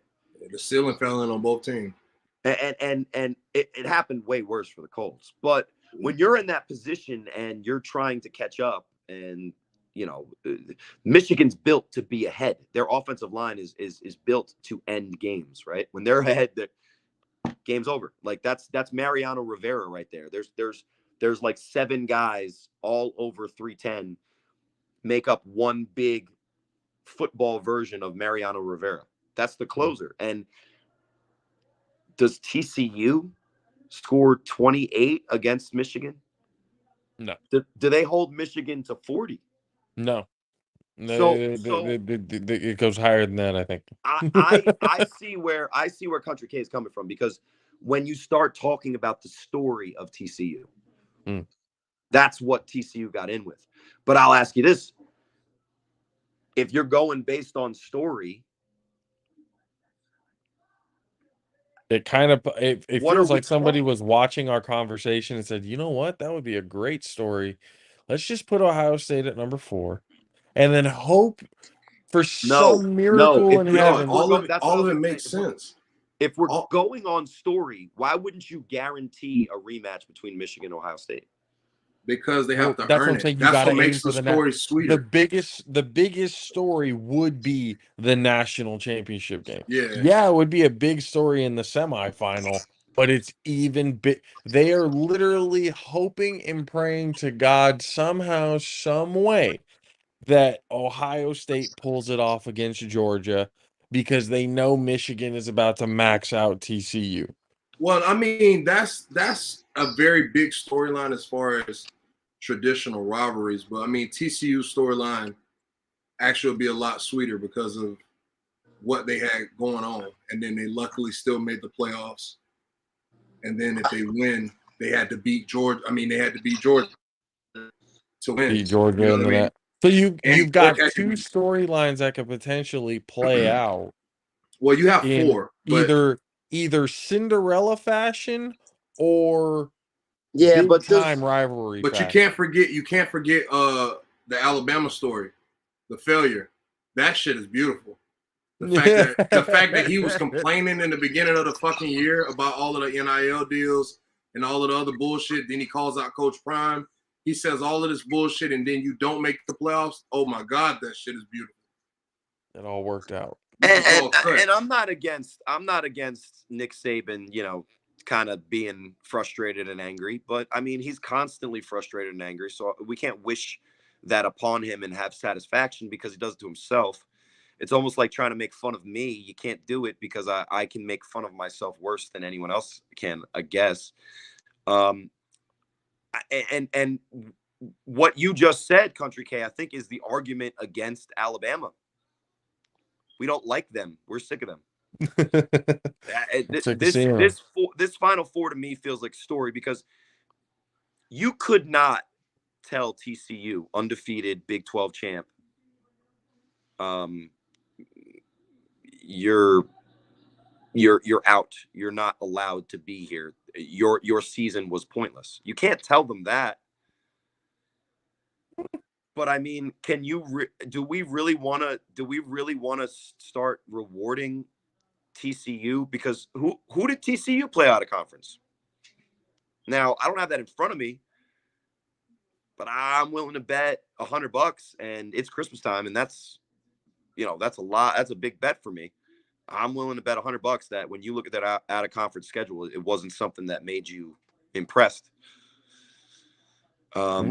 You look at a lot of their wins. A lot of their wins aren't what you would call quality wins. One of these things that the committee talks about is game control, because great teams are in control of games against teams that are inferior. There's been a lot of games where inferior opponents were relatively close, and TCU has pulled out big time, like miracle type stuff. And that's tangible. And you saw it with Utah. Utah is not a Final Four team. You look at what USC was. USC had all the talent and all the spice and the flavor in the world, but they were lacking the winning components that, the intangible things that, TCU you showed. Yeah. But you can make the argument that this season Alabama showed both the game control and talent, beating big time opponents, having clutch wins, also demonstrating, game control. And at the end of the day, I think they're just a better team than TCU. And if TCU was undefeated, you'd have no argument with me. But all right, I got TCU's schedule right here. So they play Colorado, Tarleton State, SMU, Oklahoma, Kansas, conference, Oklahoma State, Kansas State, West Virginia, Texas Tech, Texas, Baylor, Iowa State, Kansas State, and then now Michigan. So that's like all conference games. So Tarleton State and the SMU non-conference for sure, not conference. was who? Yeah. Colorado. No, Colorado is non-conference. No, I said You're right. Tarleton State.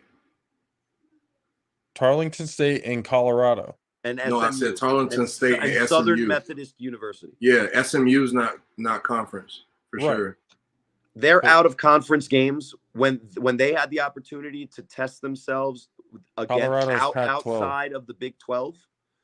Yeah, they chose Darlington State, Tarleton Southern Methodist University, yeah, and Colorado before Coach Prime. Yeah. I'll take a Tennessee loss and an LSU loss over a Darlington State and an SMU win. I will. But at the end of the day, like I said, what I was trying to get at is if we're really breaking it down, what the college playoff is at the end of the day is an entertainment product that we put these things together based on all of these things that are pretend.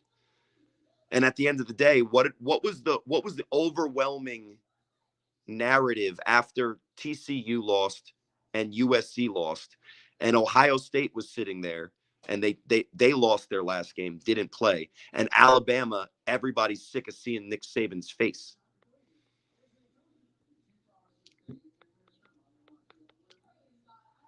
All right, TCU. Yeah. Have at it. Georgia just destroyed LSU, absolutely dismantled them. Good luck. Damn.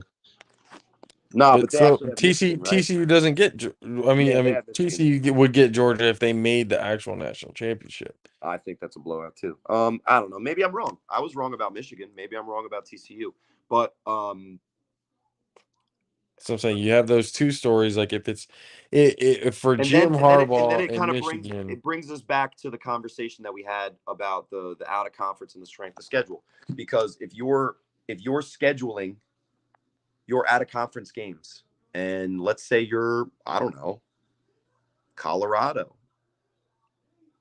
you're gonna get the national attention anyway. All you got to do is just win the games in front of you. And if USC is not in your conference, and all you got to do is beat Utah and Oregon, and you're undefeated, Pac-12, Shadir Sanders, Heisman candidate, another segue. I don't want to take up the rest of your show if you guys don't want to talk Heisman. no, it's good. But What we're here for. if you're trying to get into an 8-team playoff now, are you going to take the risk and put another team on your schedule when it's already hard enough to win with 18 to 25-year-old kids?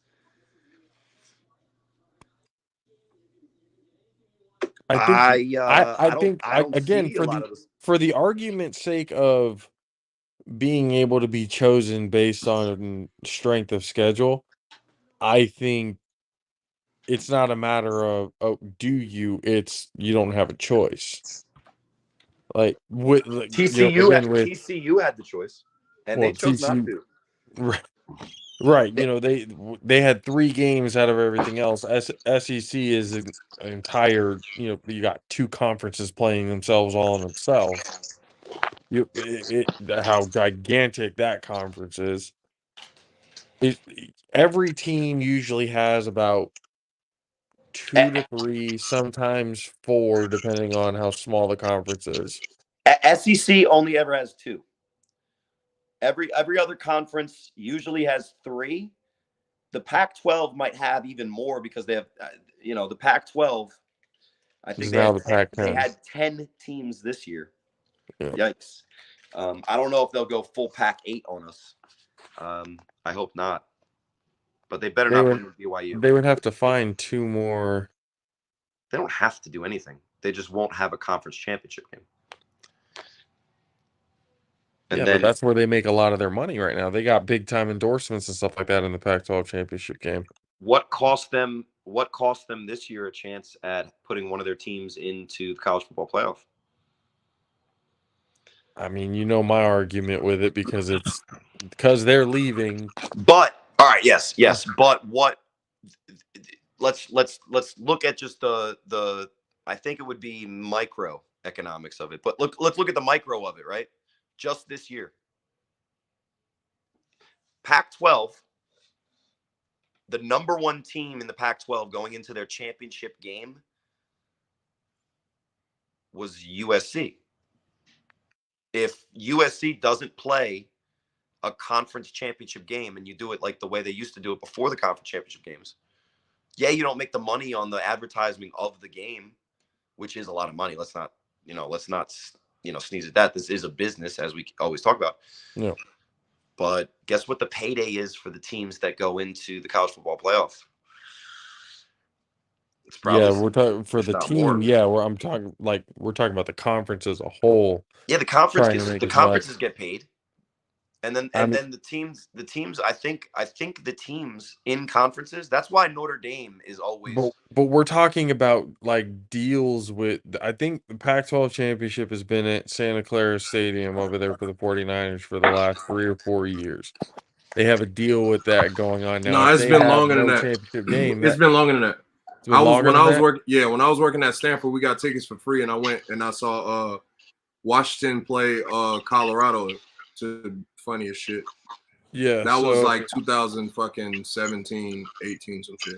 I saw Oregon and Arizona, and then Utah versus Washington State there. Yeah, so they have those deals with that stadium to be able to have these conference championship games. And if you take that away, like you said, that's one of those losses to a conference that could be detrimental to the finances that come into the entire conference. And especially for those two teams who make the game, who get the extra revenue there as well. So it's just kind of, Well, I mean, I feel like they're you have they're to replace the two that you they're you likely they're lose. likely going to replace the teams, but what I'm saying is that in this year, would it have been so bad if they just let it be and last week, no Pac-12 team played? Because if USC didn't lose to Utah, are we talking about TCU in the college football playoff? Probably not. I mean, maybe, and then Ohio State's out. But I Yeah, think if you tell the United States of America that watches college football, and that the Southeast watching college football, they don't care about anything that happens outside the SEC anyway. Georgia's in, so people either are happy or sad about that. Hold on, just one second. I'm still here. I'm just now this white orb here. I can't go straight green screen, but as a no, white orb, this actually adds to the effect of what I'm saying. If USC has the one loss, they're a Pac-12 champ, and they were ranked number 4 last week. yeah. Do you They'd knock be in them out they'd of be the? in the 3 spot now. Do you knock them out? Yeah, exactly. So, guess how a conference championship game worked for the old Pac-12 this year. I mean, in that case, yeah. I mean, at every point, damn near every game during the season, you're rolling the dice. They were rolling the dice when they lost to Utah early in the season. So it's one of those kind of like, yeah, had if you look at the circumstances, had it been a bad thing, had they not had it, sure, that, and you'd have USC in there. But there's always the argument of, well, there is that game. You want to be in the college football playoff, fucking win it.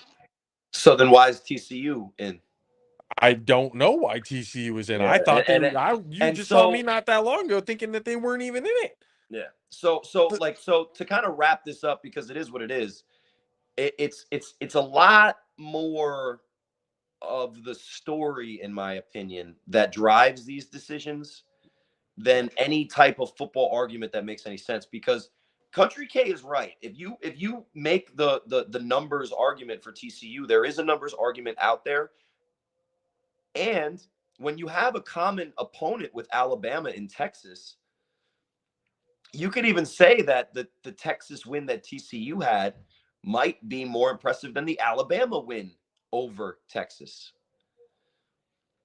But then you're also getting into the semantics of what's an impressive win, because I would say an impressive win is when you're about to lose and your Heisman Trophy winning quarterback makes a great play.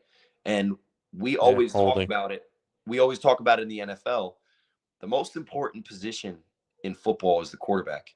And when you're deciding who the best teams in anything are, a lot of times you look at who's under center. We talked about the Jets and the Bucks. Who's a better quarterback than Bryce Young? And you could maybe say CJ Stroud. You might even be able to say Caleb Williams, but you're not going to say Max Duggan. What about Stenson? Well, Jay, you must be a professional at this, because I think the only thing that we have left to talk about might be Stetson Bennett and his group of 3 other quarterbacks making their way to New York City, probably as we speak. I think they're still doing it in New York City unless they change something. for the Heisman Trophy presentation tomorrow. And let me ask you guys a really great question. Have you guys ever been less excited about a Heisman Trophy than this year? I think Bijan Robinson should be in the conversation, but again, And if just there like was in the anyone, and if NFL, there was anyone from Miami, Country K would be talking about him as well. just like the NFL, the MVP trophies are always the quarterback trophies. Yes. It hasn't been about the running back or the receiver for a very, very long time. Well, I mean, that's not true because Devontae Smith won a Heisman for Alabama at wide receiver. But I mean, look, what the Heisman has become is the same thing that the college football season has become for the teams. And it's an elimination tournament. And once you have that bad game, all of a sudden you're just out. And I really struggle to find out why Hayden Hooker isn't a better option than some of these guys. Because I think the Heisman, if anything, is a hype trophy. It's not, it's not it's not popularity. It's hype. I mean, Johnny Manziel won the Heisman because Johnny Manziel embodied what the Heisman has meant to this generation of football fan. The ultimate Heisman winner may be Desmond Howard. Like he's like the quintessential like Heisman guy, right? Doing the Heisman pose in the biggest game on national television for a team that was, winning a national championship. That's the Heisman guy. And whether it's usually the quarterback, but it becomes the quarterbacks when we don't have that Reggie Bush, where we don't have that story guy that is on the best team, performs under pressure, and is all hype to watch. Because Reggie Bush was more than just an effective running back, because some people might even, at that time were making the claim that, Lendale White might be a better professional running back. And I think the argument was that the USC offensive line was pretty elite and that the Pac-12 defenses were not. Not at all. But I always say this about Reggie Bush: when you were watching him for USC, like every time he touched the ball, you were on either the edge of your seat, standing up, or like you had that feeling like something's about to happen. Yeah. That's what the Heisman is to me. So, I one time wanted it to be Ndamukong Suh. No. When Tim Tebow Big won reach it. there, Corey. Oh, you guys don't remember when Ndamukong Suh blocked what was that team? They were a Big 12 team. I don't know. Was Long it time Texas? ago, man.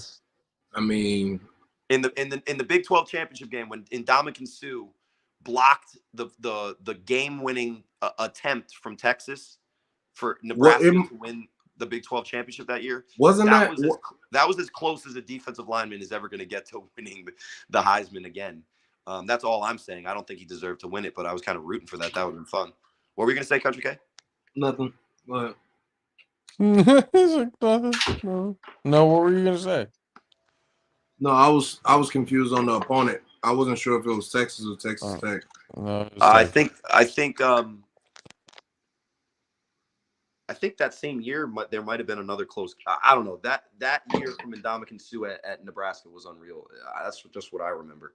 But the point is that this year we have a collection of guys that are interesting.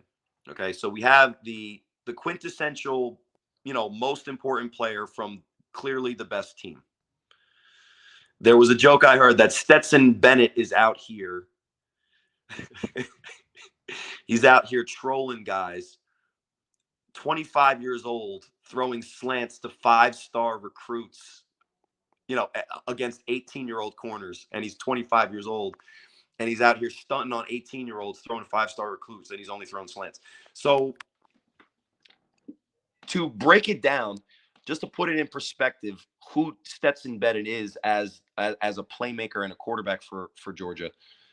He does complete 68% of his passes, which is important. He has 3,425 yards. It's not too shabby, but it's not great. It's not elite. But he only has 20 touchdowns and 6 interceptions. And for a team that's always up, it almost makes sense that his stats don't look as good as some of the other guys because I would say, Georgia what are the gets running back stats at well, that point? and Georgia is blowing teams out at times. So what are we doing just throwing the ball in the third quarter when we're up by 38 points already? You know, Kirby Smart isn't that, he's not Mike Leach. He's not that guy. You know, the Georgia Bulldogs goals for the season, none of them were get Stetson Bennett the Heisman. He's there because he's the most important player on the best team. And that's sometimes what fits the Heisman hype, criteria. Then you have two guys that are the real deal as far as professional prospects. And you have Caleb Williams, who just looks the part in every way. He has the throwing motion that people look at and they say, that is nice to watch. When he throws a football, that's an interesting thing that I will watch because there's something nice about it. Like watching, Clay shoot 3-pointers. You just want to watch it because there's something very, very beautiful about this, form. The pure throwing motion. Yeah, and human biomechanics nerds are looking at him like, this is awesome. Now, he lost. The last game he played, he lost. And that might go into it. And then you got CJ Stroud, who I think when you look at the stats, they're pretty comparable, both of their stats. And you look at what CJ Stroud was able to do as a quarterback for Ohio State over his career. He might be falling into that category of like what happened to USC quarterbacks before they started happening to Ohio State quarterbacks. And it's funny that both of these guys are at these schools because all of the Ohio State quarterbacks, except for the one that transferred and went to LSU, Joe Burrow, so far in the NFL, they're not looking like they're those types of guys, and we'll see. I like CJ Stroud. I'm not going to say that he's some kind of like clone of the Dwayne Haskins and the JT Barretts and, all that. But I think he's falling to the stigma that people have for Ohio State quarterbacks. And it's funny that Caleb Williams isn't falling to the stigma of USC quarterbacks or Lincoln Riley quarterbacks. Who knows? And then you have the guy that's the little engine that could, right? And I think everyone in the country, including us on this show tonight, has been disrespectful to Max Duggan because he is actually a baller. When you look at what he does, you look at what he's supposed to do. The reason we joke around is because of the way he looks, and he looks like, what's it, Opie? What's that show Ron Howard was on as a little child? Oh shit. God damn it! I just had it. Andy Griffith Show. Andy Griffith Yes. Show. Yep. So yeah, Max Duggan looks funny after the press conference, seeing him ball out there, but he is a baller and he's doing his thing. But Max Duggan is in the same line of guys as like Cam Rising from Utah, like just ballers. Watching their film, no pro scout is drooling over the idea of having Max Duggan as their franchise quarterback. But that Jerry Jones is probably trying to be like, well, let's try to get him the 6th round. But yeah, they've kind of just let him talk at a wall and just paint faces on it. And I think that that keeps him busy for most of the time he's awake recently, when he's not like groping some unfortunate woman likely. I'm just joking, by the way. Oh man, that was a bad one. I know Mad Six would be laughing. But Max Duggan is the story. Max Duggan is, what happens in sports sometimes is guys look at a guy and because of their appearance outside of their helmet, they're like, oh, that could be me. No, it couldn't. You're wrong. You would get murdered in the A7FL, buddy. I hope you try out and sign up so that we get your we get your entrance fee to the combine, and then you can just go back to your couch and cry, and Twitter fingers how you're better than everybody. Speaking of live A7FL action, gentlemen, this weekend on the A7FL YouTube at your times, 10, 1, and 3, right? Mm-hmm. I think I did it right. A7FL Nevada, me, Matt Ryan, and Rob Fabian are joining Casey Cox, and we're calling the Nevada games. And Oh shit. they're going up against NFL Sunday, so that's gonna be. But locally, that's gonna be some hype stuff, and shout out to the Pit Bosses, looking the best. But the Vegas Gold, a brand new team, won their little jamboree, which was this little like round robin two possession thing. But not to promote my league too much.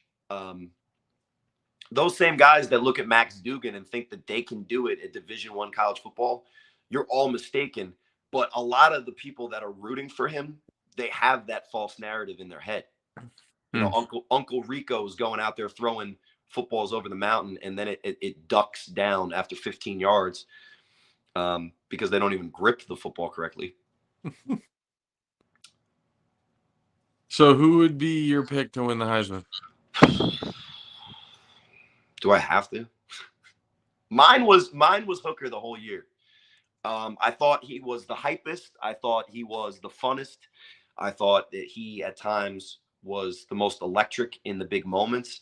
Yeah. And until Tennessee lost him at the end, Tennessee to me felt like the funnest team to kind of get behind. Yeah. To me, that's kind of what the Heisman feels like. I feel like giving it to Stetson Bennett, it just doesn't feel like it's an award for the most valuable player in college football. Giving it to Max Duggan feels like a participation trophy or a popularity contest. And giving it to Caleb Williams or CJ Stroud after a loss and their biggest opportunity just doesn't fit what it means to be a Heisman winning trophy quarterback, in my opinion. So is there a chance that it should have been somebody else other than a quarterback? I mean, you said the guy from your team, and everyone else in the country was saying the guy from theirs. Michigan was talking about their running back, and when he was out in their biggest game, it didn't matter because his backup got as many yards, if not more, than maybe he would have gotten. Got the Walker Trophy winner in Bijan Robinson. And you usually reward the best players on the best teams. So unfortunately, Texas is out there. Yeah, I guess.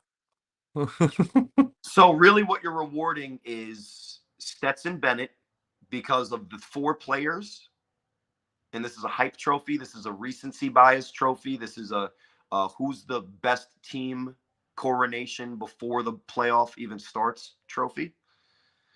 I think they're going to give it to Stetson Bennett because the other 3 guys, their last game was a loss.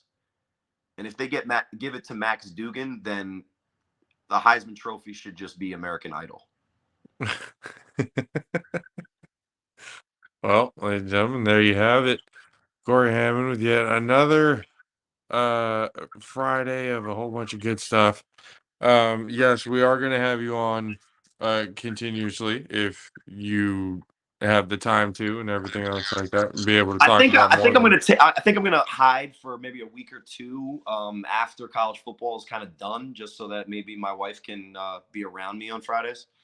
And when she is, she's not laughing at me, which is hurtful. Yeah, well,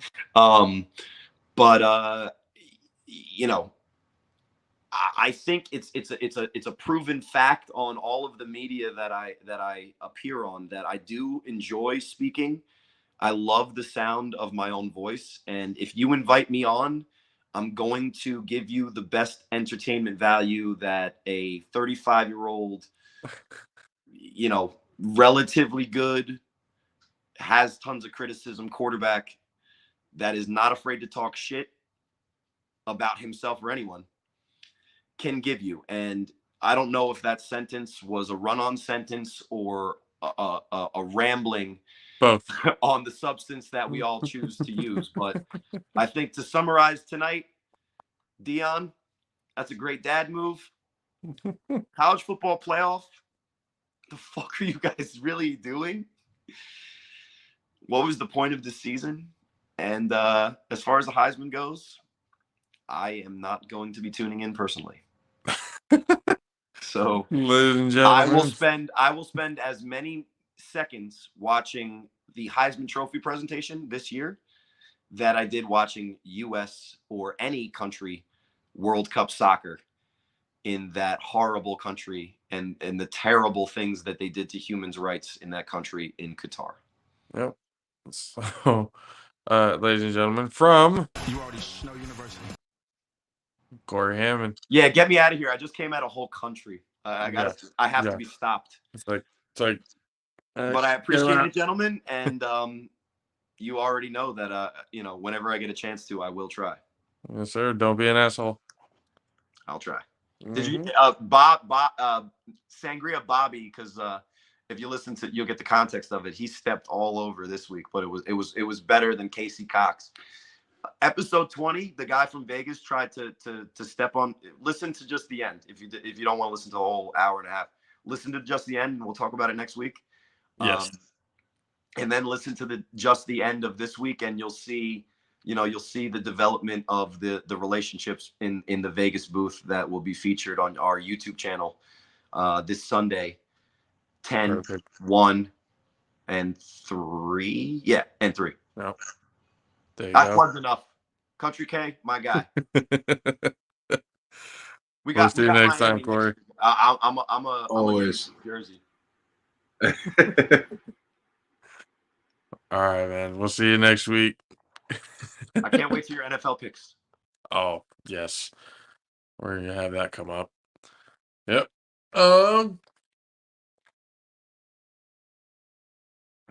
Always good stuff. Again, the tune that we were singing last week, we're a little naive to think certain things were going to take place, and then the transfer portal and all that shit caught fire. But again, having Cory on, it's always nice. Always hilarious, always insightful. But again, tune into the 3-on-1 podcast for the A7FL if you want to listen to more of Cory's BS coming out of his mouth. Along with Matt Ryan and Big Rob, who I guess is Sangria Bobby now. If we ever get a chance to talk to him, I might need to That's ask fucking him about hilarious. that. How should we address him? Should we address him, aka Sangria Bobby, or do we just, Big Rob baby? I gotta go hear this story. Mm-hmm. That's fucking hilarious. Because Sangria, I don't know. I don't know where the story's going, but it sounds interesting. Oh, yep. As you said, the NFL picks coming up. The season is coming closer and closer, and the fantasy season for the regular season is on its last week. At least for us, it's on its last week, and then we have the last 3 weeks, week 15, 16, and 17 being the playoffs. I am in the position where I need to win, and I don't feel good about it. Because this is one of those situations where I feel like I need to get in order to prove a point. But also to give us a better chance from denying these fools $200 and the right to call themselves JAFFO Fantasy League Season 2 champions. But I mean, we'll see how it goes. There's a lot of things that need to happen. But NFL picks, we already saw how Stinkfest Thursday night football Hating. was, You hating. and You hating. so now, okay, do you have him in front of you? You hating. Hold on. I don't. I don't have him in front of me, but for the immediate comment, you're hating. That's fine. I'll leave it that way. That's fine. You gotta get that hate out, man. Some things can stay in there for motivational purposes. How does Baker fucking hating Baker? How does that motivate you? Explain this to me. Hating Oklahoma motivates me.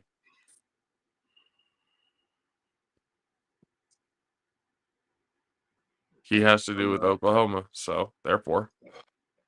I'm not even. Whatever, dude. Whatever, dude. Now it gives me an even bigger reason to hate the Rams. Oh, perfect. Every time I talk about the Rams, I can also press. Man, you reference shit. And now the Carolina Panthers are now free from the Bernie button. I'm gonna be honest with you.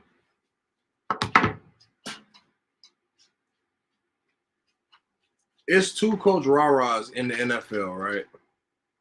Obviously, Sean McVay and Pete Carroll. Right. To be all the way honest with you, bro, I never even fathomed Sean McVay getting Baker. But I don't think you understand how much this is going to help him develop as a football player. Having a coach like Sean McVay. Bro, I'm not saying like on the field right now immediately, but as far as the rest of the season goes, him learning from Sean McVay for the last month of the year, bro, that's going to be big for him in the long run. Give him 2 more weeks and this will be Sean McVay. I play with him. Cannot win with him. Cannot coach with him. Can't do it. You better be glad y'all don't play it already. Y'all don't play those 2 games already. You know how much fucking stress I would have in my goddamn heart if that happened? Dude, I promise you, if y'all play, I would put so much fucking loose change on the fucking Los Angeles Rams. So much loose change. Yeah, I'm not a gambler, bro.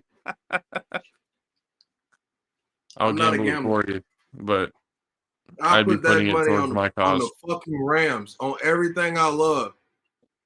On everything I love. And you sat there and was like, tell me a game where Baker won the game for the team. Well, shit, you got it now, motherfucker. Once. Hey, fam, it starts one from one time. Everybody has one. And Tom then next week, one. I'm going to be saying the same damn thing. They are who we thought they were. Tom had one. Now they have 44. But everybody on the team's fucking injured. So obviously, if they lose next game, okay, they lost. I'm saying for him, it just this time on this team, he needs to learn from McVay because he's a good coach. He's a good strategist. You know what I'm saying? Like, that's the part where he needs to develop at mentally. If he develops mentally from Sean McVay, he will turn into a good football player. That's just the reality of the situation, bro. You can sit here and hate Baker all you want to. That's real. Like, no matter what the quarterback is. Man, you reference shit. That's fine. Just be happy y'all already played him. Because I'm going to tell you right now, the way he headbutting motherfuckers, them motherfuckers right now feel like they're going to run through a wall for Baker. Further proves why you probably shouldn't have him on the team. Doesn't make the right decision. I told you Baker needed a rah-rah coach like McVay. I said Pete Carroll. I felt like he would have did well with Pete Carroll. Coach rah-rah, he would have did it. But Sean McVay coached rah-rah too. Now that's rah-rah Jr. And he young rah-rah. So him and Baker gonna click. I'm telling you. Look. I'm gonna be all the way honest with you. Them boys, shit. They ain't gonna make the playoffs, but just say hypothetically, if they did win out, right? They went out, they'll be what? You know what I'm saying? They got 4 games left, they'll be 8-8. They're not gonna make the playoffs, but I'm just saying. I mean, playoffs. They'll be 8-9. Playoffs? Sorry. You kidding me? Playoffs? I know they're not gonna make the playoffs. So I'm not tripping on that. I'm just saying. I should probably cut that soundbite down. Just the first playoffs. Just that part. That one's a little too long. Well, I I'll work mean, on that one. you probably should do 2 of them because the first one might get chopped up because somebody might not know what's going on. Mm. You probably should catch the second player, like I'm cut on sorry the if second. nobody understands what. Playoffs? Don't talk about playoffs. You kidding me? If nobody Playoffs? understands this one, if nobody understands that one, they're not a real football fan. I'm sorry. I don't want to hear their opinion anyway. I mean, it could just be young. Goodness, calm down, man. Young. Learn your history, kids. That's how we learn not to repeat things. It's what they try to keep from you. Learn your history. Look, man, I'm gonna tell you right now. Break the cycle, people. As a youngster, history did not sound intriguing to me at all. It That's didn't. just me. I learned obviously, but I'm just saying, like, I know it's a boring subject, but trust me, it helps. there it is. There is the kicker. Well, I mean, I guess that's who you talk to. I never thought of it as a boring subject. You know me. You've talked to me. So that's I like diving deep into shit, going into the rabbit hole. I understand that. But I mean, I guess learning about shit that happened in the past, to some people, I can see how that's boring. But for the most part, it's helpful. Going into the picks, what do we got? You got a minute? Yeah, Or no, I got it. first game? First game is the Jets and the Bills in Buffalo.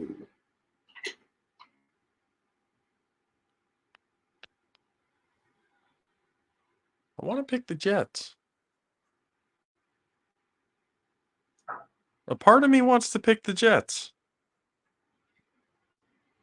Because if the Bills just barely lost to the Lions, or barely beat the Lions, Jets are a better team, I think, than the Lions.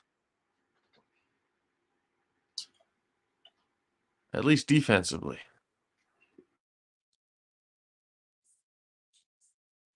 In Buffalo, though, that's what makes it difficult.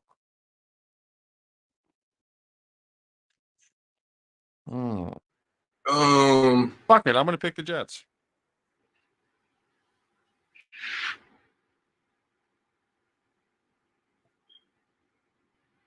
It's tough. Hold on. Let me check something on their schedule. On the schedule. On the schedule. I was seeing who the Bills played last week. But they had a bye, didn't they? I think so. No, they played the Pats on Thursday.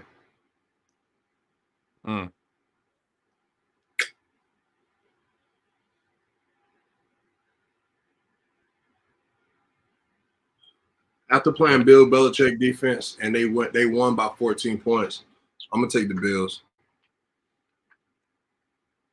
All right. Next one. The Bengals and the Browns, they're in Cincinnati. Bengals. Kind of knew that was coming.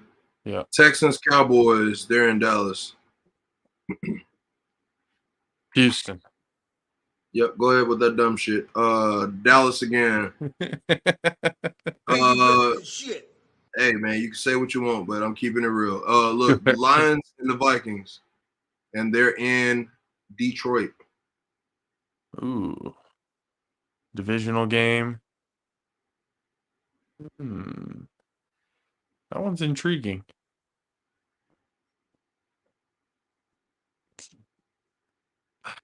I think the Vikings win that one, though.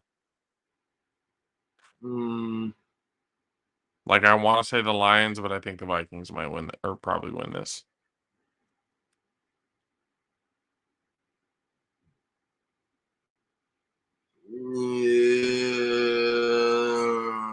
No, I'm gonna pick Detroit. All right. Jacksonville, Tennessee, and Tennessee.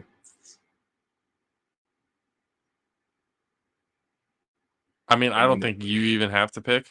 I think we be know. very easy for you, to be honest with you. Yeah.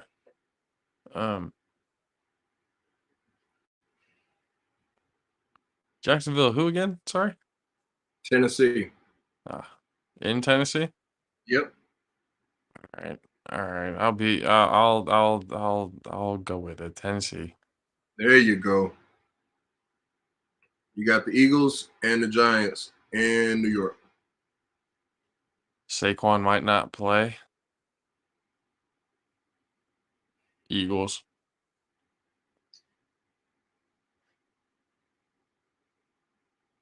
I mean, the Saquon play, that's pretty much still going to be the ending de facto slug of them reason. You got the Ravens and the Steelers in Pittsburgh.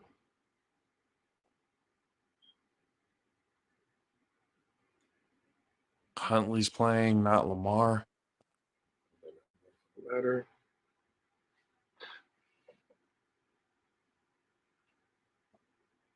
I might pick Pittsburgh here. All right. Yeah, I'm You gonna go with go? the Steelers. Yeah, I'm gonna go with Snoop and the Ravens. And I don't mean Snoop Dogg. We Huntley's nickname is Snoop. For people that don't know. Yep. So then you got the 105 game. You got the Chiefs and the Broncos. Oh, Chiefs. Yep. Then 125. You got the Panthers, Seahawks, and 12 man.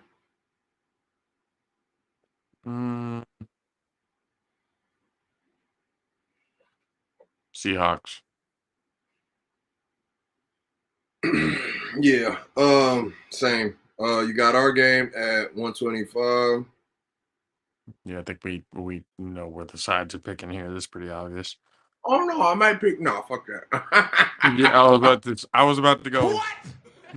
Yeah, no. not a hairy chance in hell. No, not at all. Knew that wasn't happening. What's the next one? The night game is the Dolphins and the Chargers.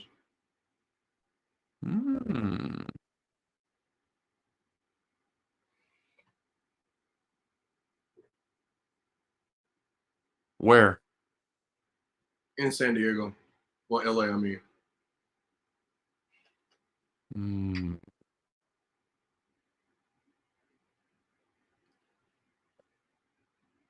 I think Miami wins in a shootout. Okay. I'm gonna pick San Diego. And the Monday night game was the Cardinals, which they both should have just received the bye. It's who versus who? The Pats versus the Cardinals on Monday Night Football. I feel like they both should have just received the bye. Just give them a bye week. Just tie that shit. Oh my god. What kind of crap is this? You mean to tell me the Tom Brady going back to dang on the Bay is not more intriguing than the Patriots and the Cardinals?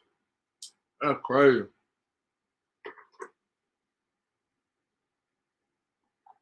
Well, you're lucky it's not on prime time because you would have lost.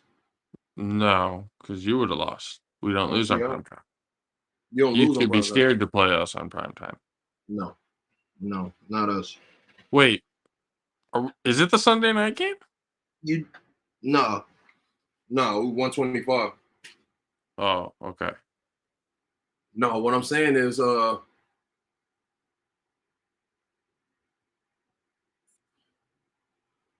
Niners are 0-7 against Brady when they have a new starting quarterback. You do know that, right? It's fine.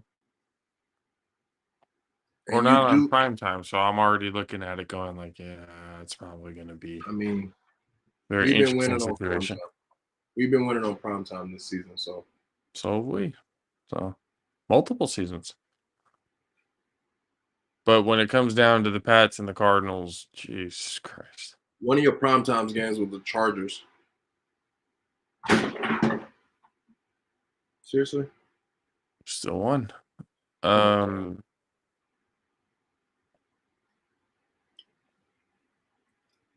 Are they in Arizona? Yeah, yeah. I still think the Patriots are going to win. I mean, I would agree with that. I'm going to go with the Patriots on that. Yeah, I'm going Big Bill. Well, there we go. Those are the picks. We've got some things in the works coming up pretty soon. We're trying to get some information together. We're trying to get the OK had the idea of having doing something. I wasn't gonna say it. Don't tell nobody. Wasn't gonna Don't even give say them a hint. it. Hey, look, let's surprise them. Fuck it, let's I'm surprise oh, them. oh, We got okay. shit in the works. Okay. We got shit in the works, Yeah. and y'all stay tuned. Yeah. All right, we'll go with that. We'll just stick with that. We are looking for 2 new people. We are still looking for our female co-host to be able to come and talk with us, give that female perspective on the entire game, and we're looking for somebody else to come and help us out with some of these events that we go to, whether it's San Jose, or we go do the Bay Area Cali Classic. Just somebody to be able to help us get other angles and other aspects of it. If you are interested, hit us in the DMs. You guys see all the social media information right there. Twitter, All Pro Jaffos. Instagram, the All Pro Jaffos. YouTube and Facebook, Predator Bros Productions. On Twitch, PvP Studios. We're live on Twitch, on YouTube, on Twitter, and on Facebook. All 4 of those every time from on Tuesdays and Fridays starting next week, depending on stuff. We might be changing it around a little bit.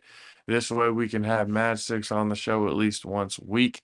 We might be going, instead of Tuesdays, we might be going Wednesdays to be able to have him on and be able to get his input and everything, because his schedule moved around at work and everything. But it may still be Tuesday. It might be Wednesday. Keep updated on the social medias and everything else like that. The Bay Area Cali Classic is coming up soon. Nominations are coming out. Commitments are already starting to come out. So the teams are already starting to take shape. It's going to be very interesting. The jerseys, or at least the design of everything that we've seen so far, look really awesome. And once again, we can't wait for that day to come around. Next week, we've got a whole lot more things that are happening because, things are starting to heat up in both college football and in the NFL. NBA will start getting into more NBA things, as the season kind of progresses. It's such a long season. Beginning of the season, let's be real, not a whole lot of people care in the beginning of the season. It's usually after the All-Star break, the attention starts to get there. But until then, we'll start getting a whole bunch of other stuff in. Again, stay tuned for things that are coming up really, really soon. Down the line, all 3 of the installments are in right now. Go check those out over there on YouTube. Be able to give us like, share, subscribe, let everybody know, let all your friends know we're trying to change the game, change the business here on the All Pro Jaffos, especially in the sports and radio world. For myself, JP, for Country K, we appreciate you guys, and we will see you guys next time. Deuces. Hey, make sure y'all fuck around and find out how to wash your ass and aloha.